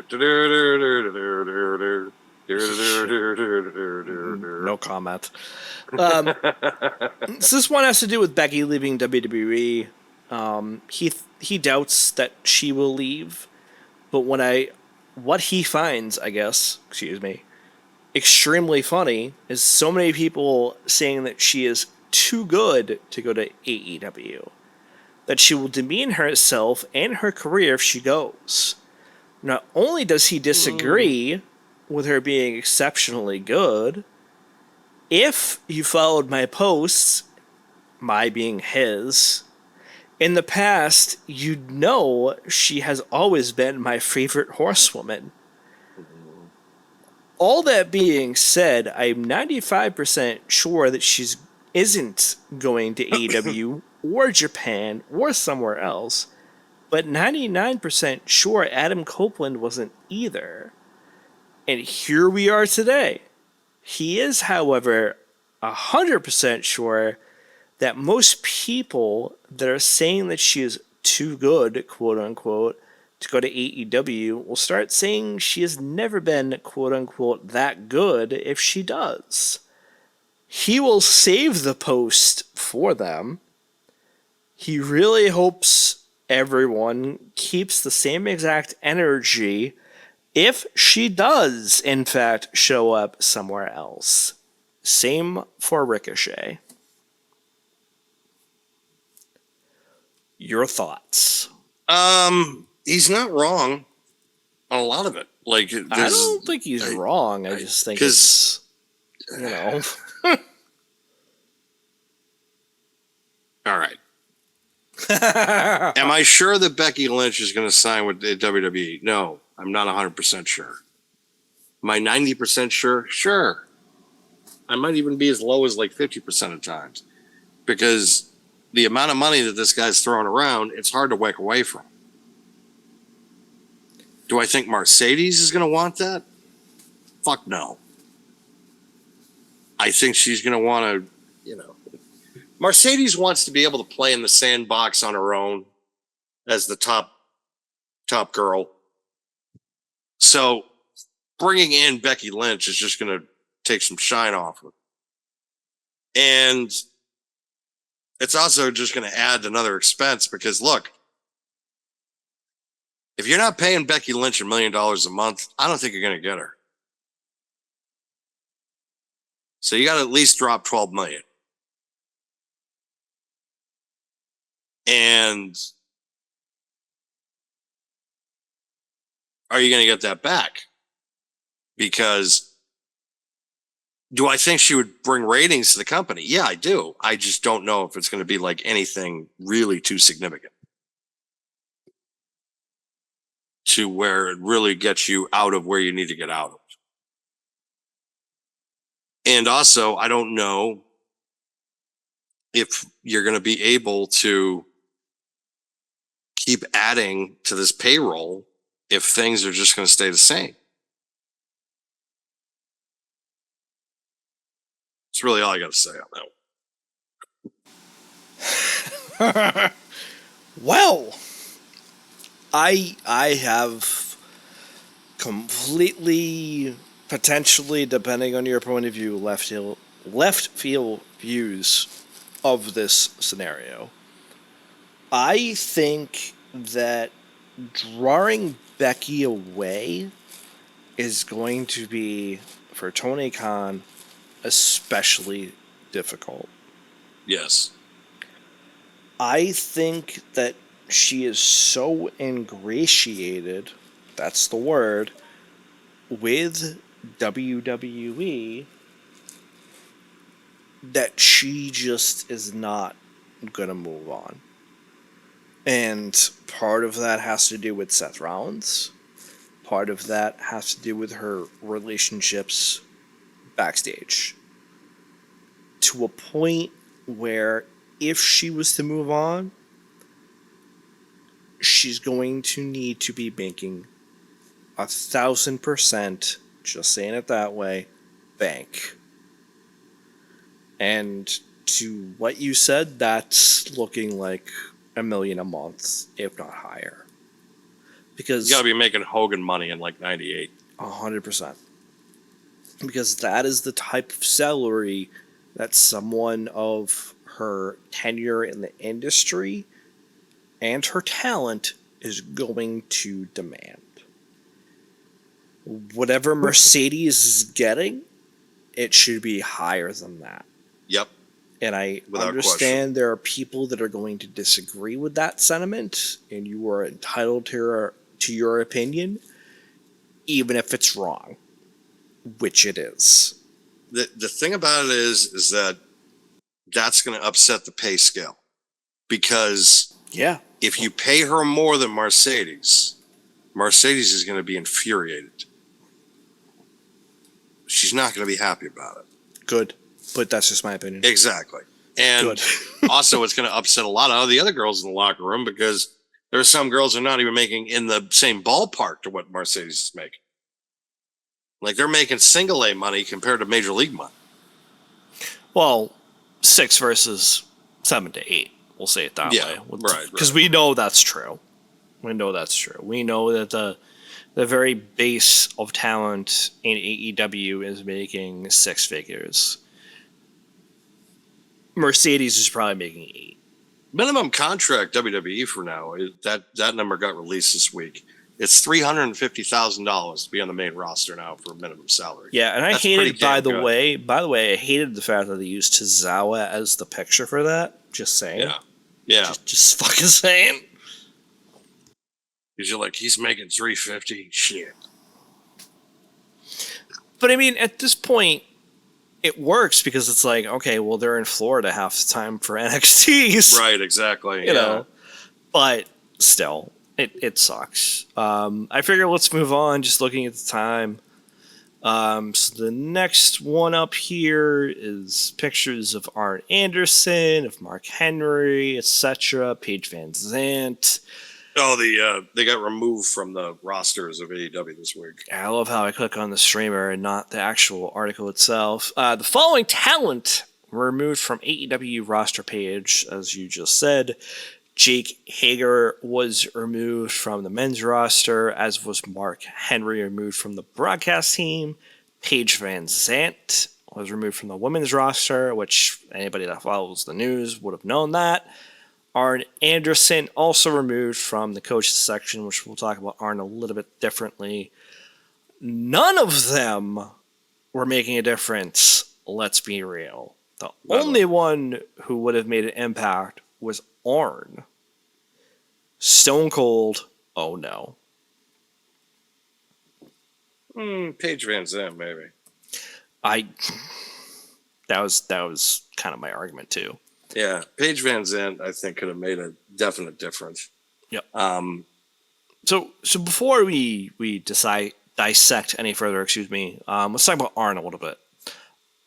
Everybody knows at this point, I feel like, and those that don't will hear it from me, Arn's contract was up. Yeah. There are heavy signs, and you can actually see it in the logo on his little vest that he has on of Cody Rhodes, the American Nightmare. Heavy signs that Arn may or may not go to WWE and manage Cody. It's a tough sell for me. I agree. It fit in AEW. I don't think it fits now. I don't want to say it doesn't fit, but the problem is you've already gone. I feel like at this point, especially given the numerals to this, you've already gone past for 2 years without him having a manager. Yeah. Why all of a sudden add one now? It doesn't make any sense because he doesn't need it. He doesn't. He doesn't need it. Arn can work in that company and do something else other than being a manager. He can go back to being a producer. He can be an executive or a talent scout or something. I just don't think that, putting him... Because it's not like CM Punk and Paul Heyman. This is different. This is a little bit different now. So, I don't know. I think this is something that they kind of need to avoid. I don't want to say it that way. To your point of what you said, I think he would make a great producer. Yes. I don't think it's needed, but listen, the history that Arn has in the industry itself, I don't think there's anything wrong with having him there. But I wouldn't add him, again, if I'm WWE, as an actual on-air talent. I don't think that's necessary. No, I don't think it's necessary either. But maybe it's something Cody wants and thinks he needs. I don't think he needs that. I think if anything, he would need Brandy more than he would Arn. And, the Arn thing is that he's said in the past he probably never would go back to work for WWE. But now it's new management, so that adds to it. Yeah. That's usually the part that is the sticking point. It's I'm never going back there. Well, Vince is gone. well, fuck it, you know. So that you kind of wonder if that's how it's going to be. Like if they're just gonna bring him back, but in another role other than the manager. I don't know. Like I think it's because either way, like, do I want to see Arn again? Yeah. Do I think it would be cool? Yeah. But at the same time, it's like I don't know if it's going to work with the Crody presentation right now. Yeah, no, I agree.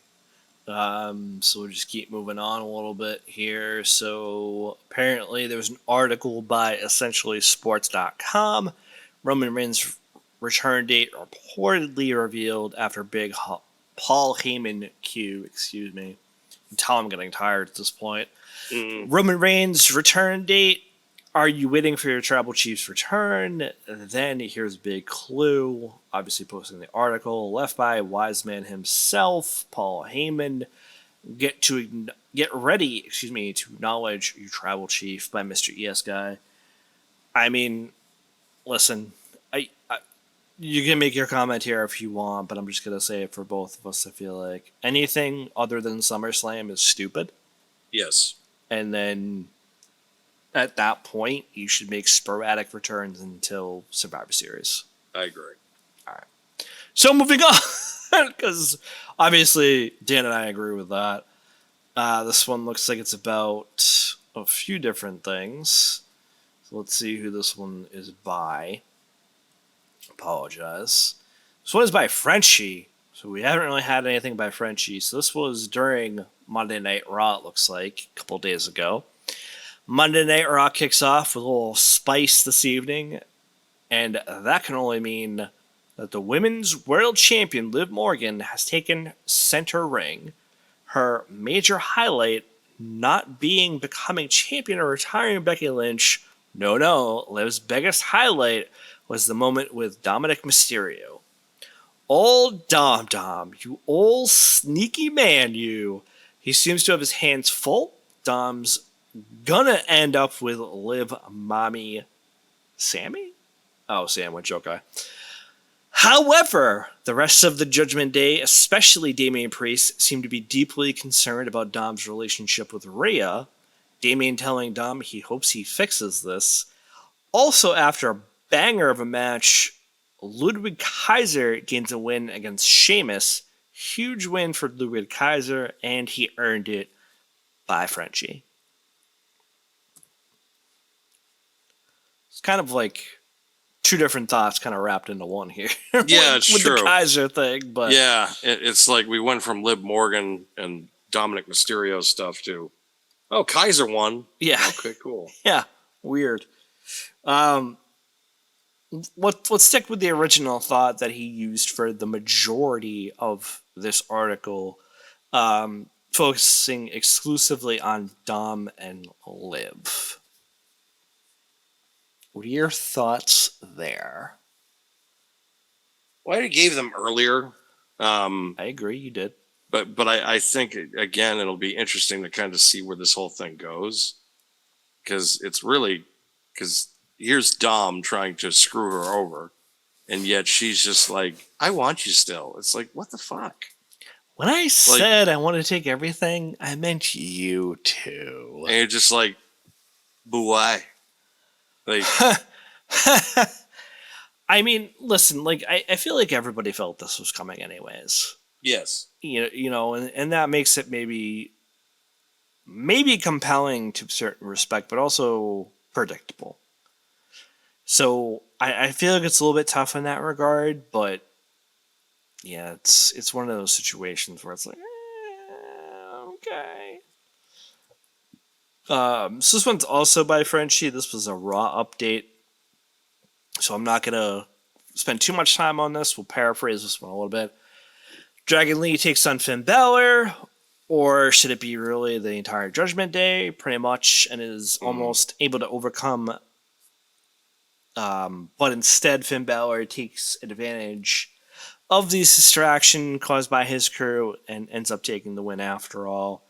After winning, Finn orders Carlito to finish off Dragon Lee and is met with unexpected visitor of Braun Strowman. makes his way down only for the entire Judgment Day to scurry off into the crowd. What's going to happen if Braun catches JD? Oh god. I mean, honestly, I'm just gonna bottom line it this way. I don't care. Yeah, I don't care what happens to JD. Yeah, this has gone on long enough to the point where it's just like make it a PLE and have him just destroy all of them. Just kill him. Yeah, Just kill him. It's all right. Yeah, whatever you want to do, Braun. Speaking of Braun, but just Braun Breaker. This is also by Frenchie, so a midnight. I don't know why I said that. Again, I'm tired at this point. Monday Night Raw update. Poor Samantha Irvin has to watch Ricochet get demolished by Braun Breaker. The dude is just slamming through the roster. Who will stop Braun Breaker? Maybe Ilya? As there's maybe unfinished business there. As he was the only one to come to Ricochet's rescue. I think it should be Gunther. Ironically enough. Yes. It should. Like, without question, I think it should be Gunther. Yep. But they're going to push him hard, so. But that's the thing, and that's why having a more, I guess, demonstrative heel in Braun Breaker would maybe put Gunther over a little bit, which he doesn't need, but still. So we'll jump to another midnight. I don't know why I keep saying midnight. What the hell? I think this is I think it's because it's past midnight. I think it's our cue. Nah, because I want to get somebody away from Frenchie. So yeah, and plus now I think we're just locked in the Raw coverage because we went back to midnight to Monday night. See, now I'm fucking doing it with the midnight. Yeah, see? God damn it. God damn it. Since we're both exhausted. We're just like, oh, I want somebody other than fucking Frenchie at this point. Yeah, no, but no he's doing offense, Raw, Frenchie. He's doing Raw coverage, so we're just stuck in the Raw coverage portal. All right, Bobby B. We got one. Bobby B. Bobby Baklava? I don't know why I was thinking something else, but I did have Bobby Baklava in my mind too. Just for those that don't get the reference, just watch Sopranos. That's all I'm gonna say. All right, so this one is by Bobby B. Why don't you take a quotation book and shove up your fat fucking ass? Shit, man. All right, so this one was 2 days ago, so this is probably where we need to be. Only All Empty Wrestling, Bobby B, man, I like you already, will have a former world champion and absolutely mismanage him. How will the All Elite losers justify this? They can't. One of AEW's biggest faults was putting their world title on jobbers like Omega. All right, Bobby B, I take back what I said. I apologize. All right, come on, dude. All right, so here we go. Hangman and MJF over an actual former world champion that would have set them on the map. Don't give me the work rate BS. Jack Swagger is a bigger draw than all of your indie midgets combined. Dude, this guy went to WrestleMania as a world champion. If the best promotion on the planet thinks you're good enough, then you are. Another reason why we should not waste TV time on second-rate promotions. If Warner Brother Discovery are smart, they are going to kick AEW off their TV and give that spot WWE. In fact, I'd say don't even worry about profits. We, as a community, dude, you need to add commas. I apologize. Add some commas, my guy. We, as a community, must come forward and make WWE the best promotion / business in mankind's history. Ironically, you were talking about Mankind earlier. Oh, my God. Now with Swagger gone, can we all please stop watching AEW? The joke was fun for a while, but now it's just annoying. Bobby B. And the picture is just Jack Swagger as World Heavyweight Champion.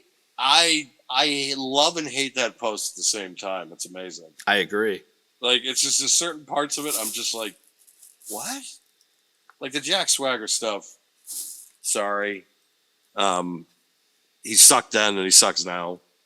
But yeah, the stuff that we need to support Ooh, WWE and AEW is just like, stop supporting them. It's not even funny anymore.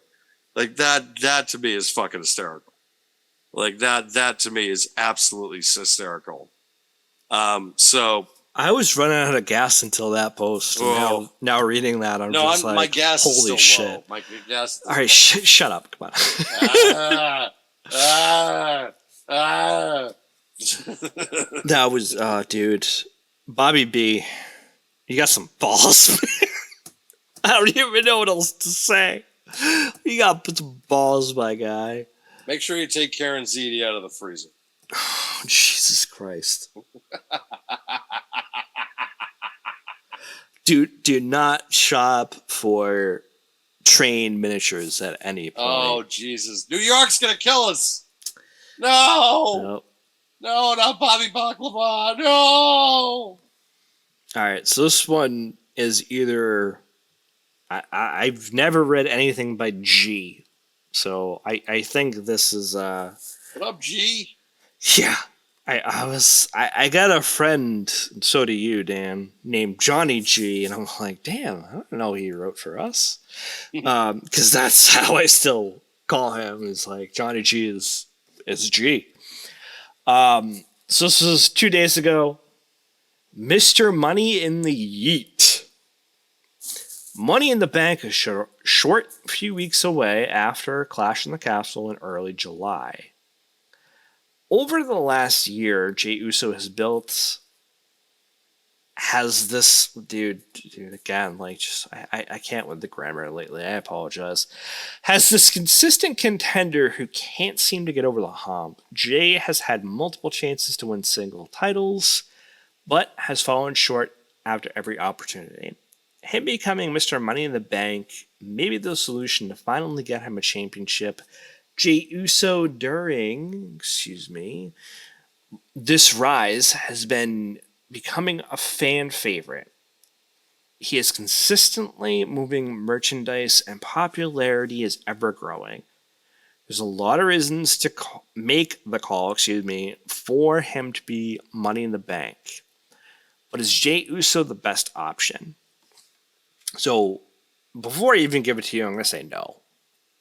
I've made this point clear multiple times. I'll make it clear again right now. LA Knight. Yeah. LA Knight So is the best option. Go ahead. I have a question for you. Is Question Jey for U- me. Yes. Damn, we are moving up in the world. If you're Is asking me a Jey question. Uso over, or is Yeet over?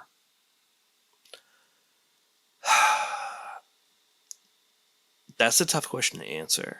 Exactly. When you have to think about it. No, hold on. Before you even go on, right? Yeah. I want to go back to something that Gunther has said twice. He said it when they were facing each other for the Intercontinental Championship. He also said it when facing King of Jey the Ring. Uso, King of the Ring, exactly. Simple gestures for Yes. simple people. I The don't fact- think. Hold on. Sorry. No, it's fine. I don't think that Gunther has the best mic skills in the industry. However, I also feel like they're not wrong. No. And I apologize for those that like Jey Uso, but my argument is this. Prove Gunther wrong. Prove him wrong. If you're not a simple person, why you keep doing the gesture?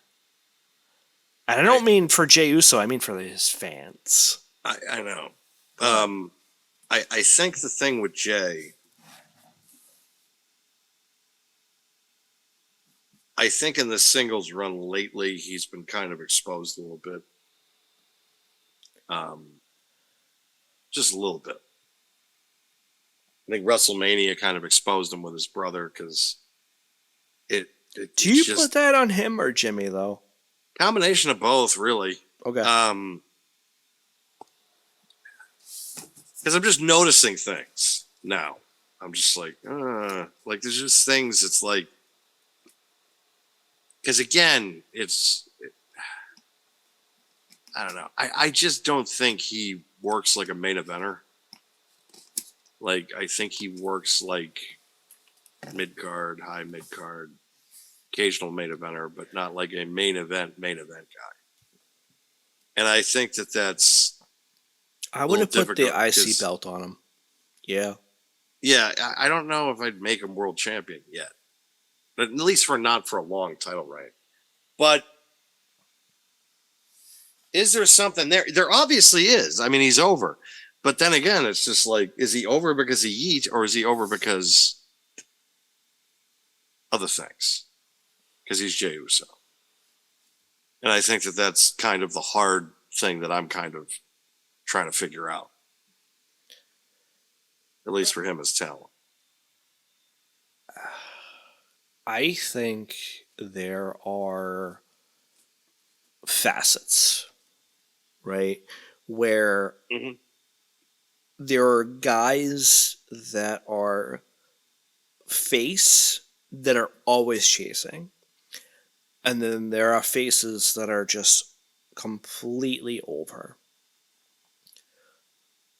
One of those is Jey Uso. The other one is Cody Rhodes. Right. And I think that's the best way to explain that. Cody is over in multiple facets, right? Whether it be the Roman story, whether it be the biggest babyface, whether it be this feud now again establishing itself with AJ Styles, where the chasing style of babyface is Jey Uso. That's not to say he's not going to be a world champion at some point, Right. but in the way they're currently booking him, he's the chaser. He's not the chasee. So that makes it difficult. But I to kind of come full circle with this article as I scrolled up a little bit, obviously, is the fact that I think that not Johnny, but G, just shouting out to my friend, Dan and I's friend, I think he's onto something here where there are other options other than Jey Uso. Right. And I think that while there are great opportunities for Jay here, I don't think he's the best option. I said it's the guy who everybody's talking about, LA Knight. So that's my opinion. We'll see where it goes, but I don't think it's Jey. So I'm gonna skip this one by Bobby B because there's a lot of reading there. This one's also about Jey Uso. We literally just talked about him, so I'm going to skip that one too. This one looks like it's about Wyatt 6. Alright, so we're going to skip that one too by Mr. ES Guy, sorry. It's very short. This one's about Dom and Jordan Grace. Okay, I'm gonna skip that one too because that has nothing to do with the PLE this weekend. Liv has been liking everything that Dominic has posted on social media. We're gonna skip that one. I feel like we've talked about that enough at this point. This one's about Christian. I feel like we should read this one because it's actually something different. Yeah. This one by Stone Cold. Oh no. Christian Cage told CVV Chris Van Vliet that he is still 3 years left on his AEW contract. He told him that he's having fun, does not have a timeline currently for retirement. He continued by saying he will finish his contract and see how he feels at that point. Christian's on a hell of a run. Many people will probably disagree with him being Stone Cold. Oh no. That's fine, but Christian has a better career in AEW than WWE. think that's tough to say. I'm not gonna say he's had a bad career in AEW. He's not wrong and he's not right. It's I feel like he's great in TNA. yeah, he was great in TNA. The thing with Christian is that with me, there's just something about him that just Yeah. always rubbed me the wrong way. And I think he's a decent worker. I think he's a good kid, but the heel run, I felt like the heel run in AEW, I feel like has just been very. He's like this evil stepdad, and it's just cool character, I guess, but at the same time, it's like he's still fucking Christian.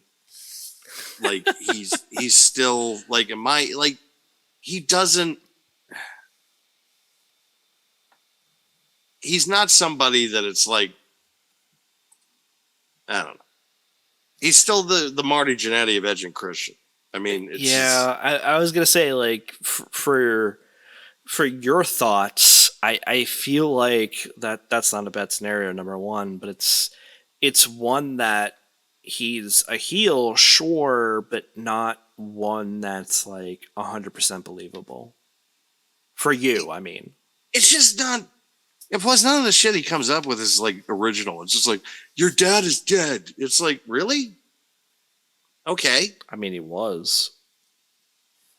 I mean, I get that it's well, right. I know that, but like, all he's doing is pointing out the obvious and talking about shit that you're not supposed to talk about. Oh, you don't bring up the deceased, like you don't bring up the dead parents and stuff like that. And he just went for it. I mean, cool, but it's low hanging fruit as far as Pops is concerned. Because it's like, oh, you got a dead father? Oh, all right. I mean, listen, like for me, it wasn't even that with Jungle Jim Jack Perry, as it were, but with Edge or Rated R Cope, whatever you want to call him at this point, where it was like GFY. Yeah, that was fun. I did get a kick out of that when he was just like they're going for the hug, and he's just like, "Go fuck yourself." Yeah, that to me was funny. But with him, it's like anything that he's involved in that I enjoy, it's few and far between. Fair enough. All right. Figure we'll do a few more, just considering the time and everything else. Just looking right now, because we're both shot at this point. So you mentioned it earlier. The Pro Wrestling World's also on Instagram. Go check them out there as well for exclusive content. But this one, let's see, because it's Seymour. Someone called Oh No. We're talking about Hikaru Shida. The new tattoo, 1/4-00605, because there's no way I can do the math right now on that, is a reference to Avengers Infinity War, in which Doctor Strange looks forward in time to 14,605 futures, and only in one are the Avengers successful. The tattoo is well thought out and fire. So you can see the tattoo there on the left. Considered damage. Oh yeah, that's nice. All up looking at it. Yeah. Yeah. I don't know if this was a post from an article or not. I'm trying to remember, but it does not look like it. What are your thoughts on her though? On Hikaru Shida? I've always liked Shida. I felt like that she's been underutilized in AEW. Oh God, yeah. So it's again, it's like, and she's even complained about it, how she's just been like, half the time I feel like I'm just in catering. Yeah. But yeah, I feel like that they should have used her better. I feel like she's a lot more talented than what people kind of give her the sometimes scrap she's fed in AEW. Yep. So this one, I'm not going to say who it is just yet, but they linked essentiallysports.com again. Interested, quote unquote, Tony Khan has alleged plans for Ricochet after Raw booking clues emerge. There's the picture of Ricochet. This one is by Mr. ES Guy.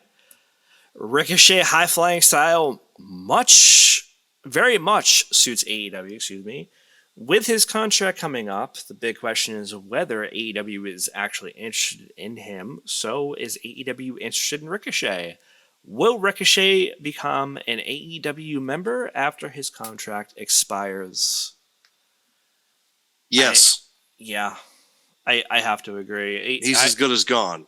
The last time we talked about this, I was like on the fence because Samantha Irvin, who is Ricochet's fiance, is still going to be part of Raw as the ring announcer.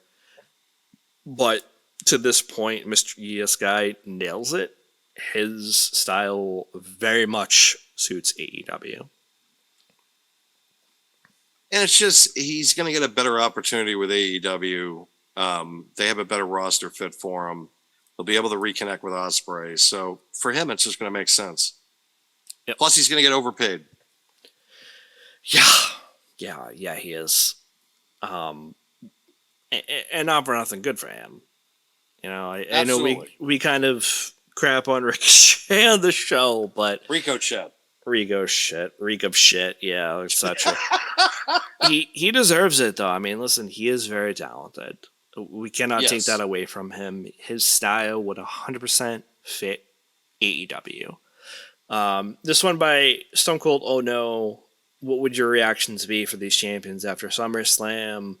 We're not going to spend too much time on this, but it's Randy Orton as undisputed WWE champion, Gunther as World Heavyweight Champion, LA Knight as United States Champion, Chad Gable as Intercontinental Champion, and then Liv and Bayley both retaining the World's Women's Championship and the Undisputed Women's Championship.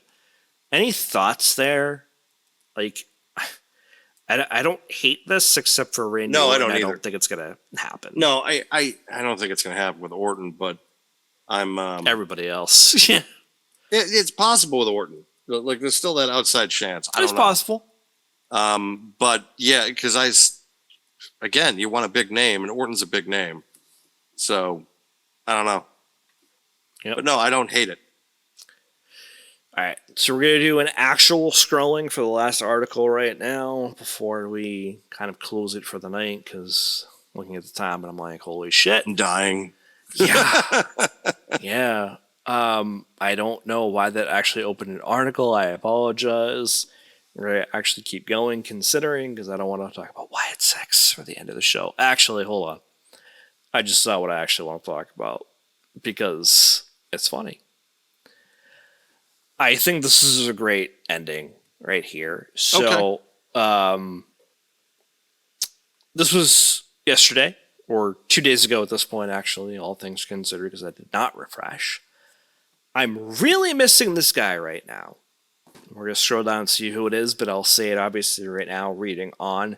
Seth brings an energy and worth ethic that cannot be beat. I know he deserves all the time to heal and spend time as a dad, but I wish he had something on TV to do right now. I am going to butcher that name, so I apologize to you in advance. Almanacarid?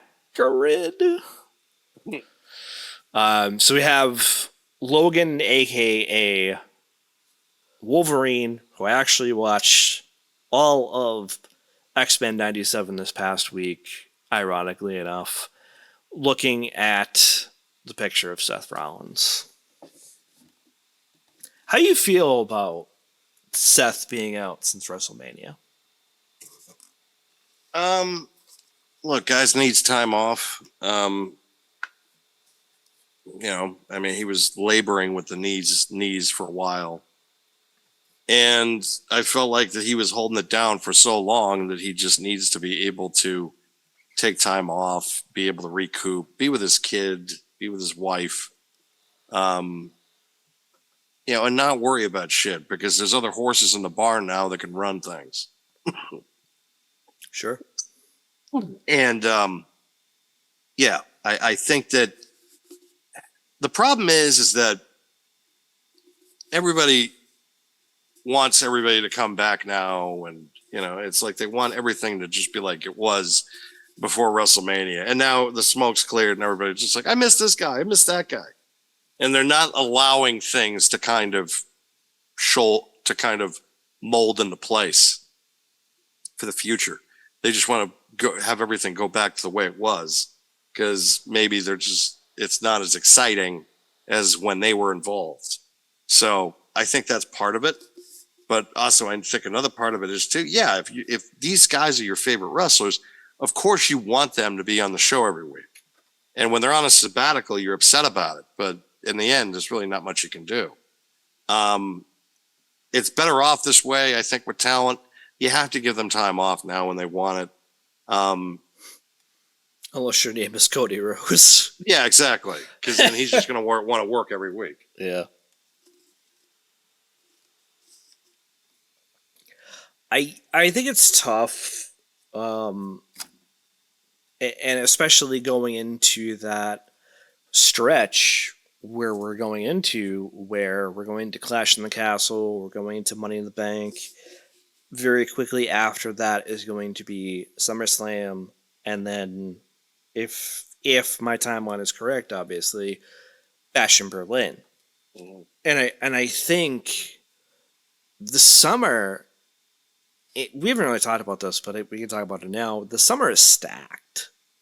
It really is. Because It really after is. the summer, we have a lull into November. For now. For now, that's fair, but that's, for now, that's the current pathway or timeline, as it were. And I see Seth potentially coming back at SummerSlam. Mhm. I think that makes the most logical sense. We don't know anything about his back or his knee or anything of that kin, but we haven't heard anything because, let's be real, he had this time off lined up Right. to be with Becky, as you mentioned, obviously, the kiddo as well. So we don't know. But if, for all intents and purposes, history and everything else being as what it is, he'll be back probably around SummerSlam. We don't know what kind of feud he's going to be in, just like we don't know with Roman, which probably will be back around the same time. Right. It'll be interesting to see where they go. And to that point, and to come full circle with this, I think it's great that, I hate to say it this way, that people miss Seth Rollins. It means the character has done exactly what it needed to. Right. And, as a wrestler, as a talent, as a character, you really can't thank anybody except to thank everybody for the success of that. And it'll be hard when he comes back because, being realistic, of their top tier talent, you have AJ Styles is already in his mid 40s.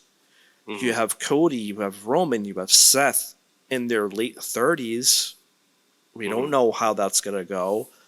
And you have other guys like Damian Priest, who's already in his 40s. You have guys like, and I'm not saying he's in the main event, but R-Truth in his 50s. Miz is in his 40s. I'm not going to sit here and say you have an age problem, but you have an age problem. Yeah.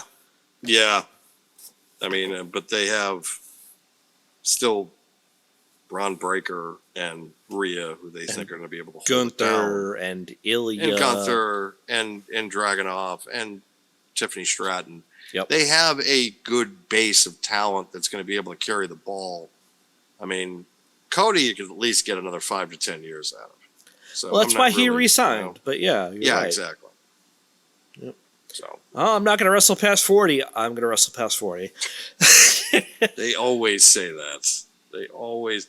I'm not going to wrestle past 40. Well, we're going to give you $10 million a year. Oh, fuck it. All right, I'm done. All right, I'll be right back. Hey, I'll be the Brandy. fucking- Hey, it happened with fucking with Hogan. Hogan was just like, if I could work 3 good years and if I work 2 good years in New York, I can retire.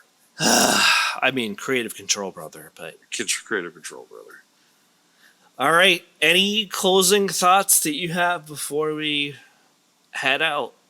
Well, the Boston Celtics have taken a 1-game lead in the finals. Hell yeah. a dominant performance in game one.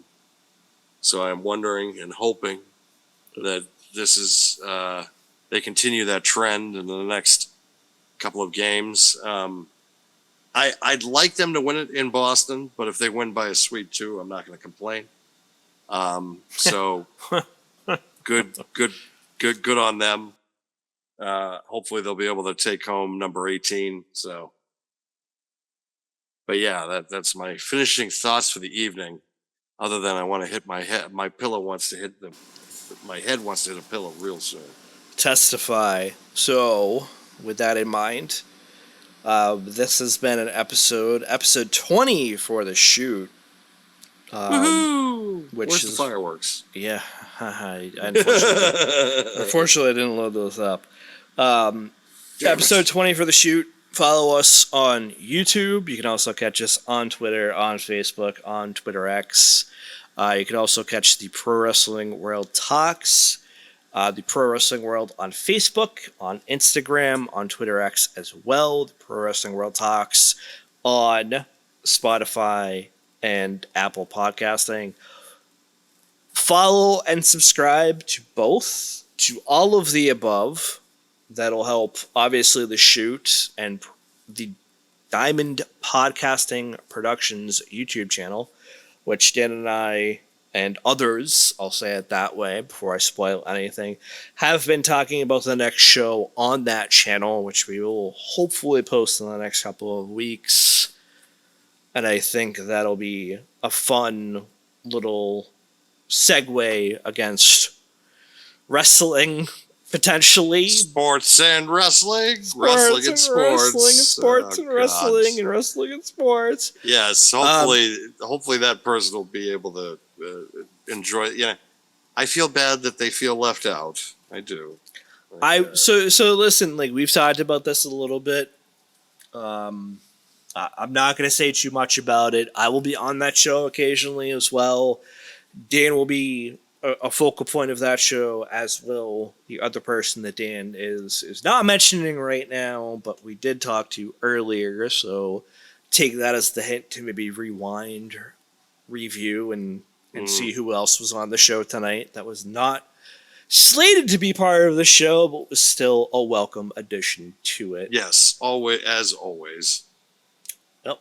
So you can follow all of the Pro Wrestling World, whether it be on Facebook, on Twitter X, on Instagram. Check them out there. You can also do the same with The Shoot and Diamond Podcasting Productions on YouTube, obviously, but also on Twitter X, Facebook, and Instagram as well.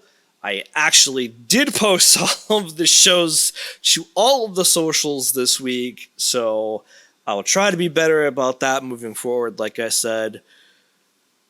My name is Drew. My name is also Mac, as Dan calls me, because it's on the show, so why not? For Dan and myself, I hope everybody had a great time listening tonight. And what is that? That is Bret Hart. Okay, that does not look like Bret Hart in the dark light. He needs to say something, though, at least. Okay, go for it. Fuck Goldberg. Bill Goldberg. All right, that's the show. I hope everybody had a great time listening or watching or both, and have a great time, evening, day, whenever you're listening to this, and we will catch you sometime next week. Yeah, baby. Bye. Bye.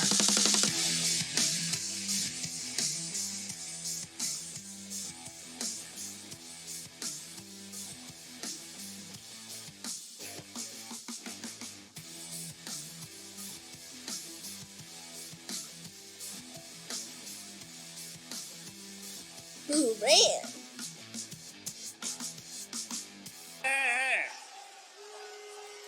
Shut up, bitches.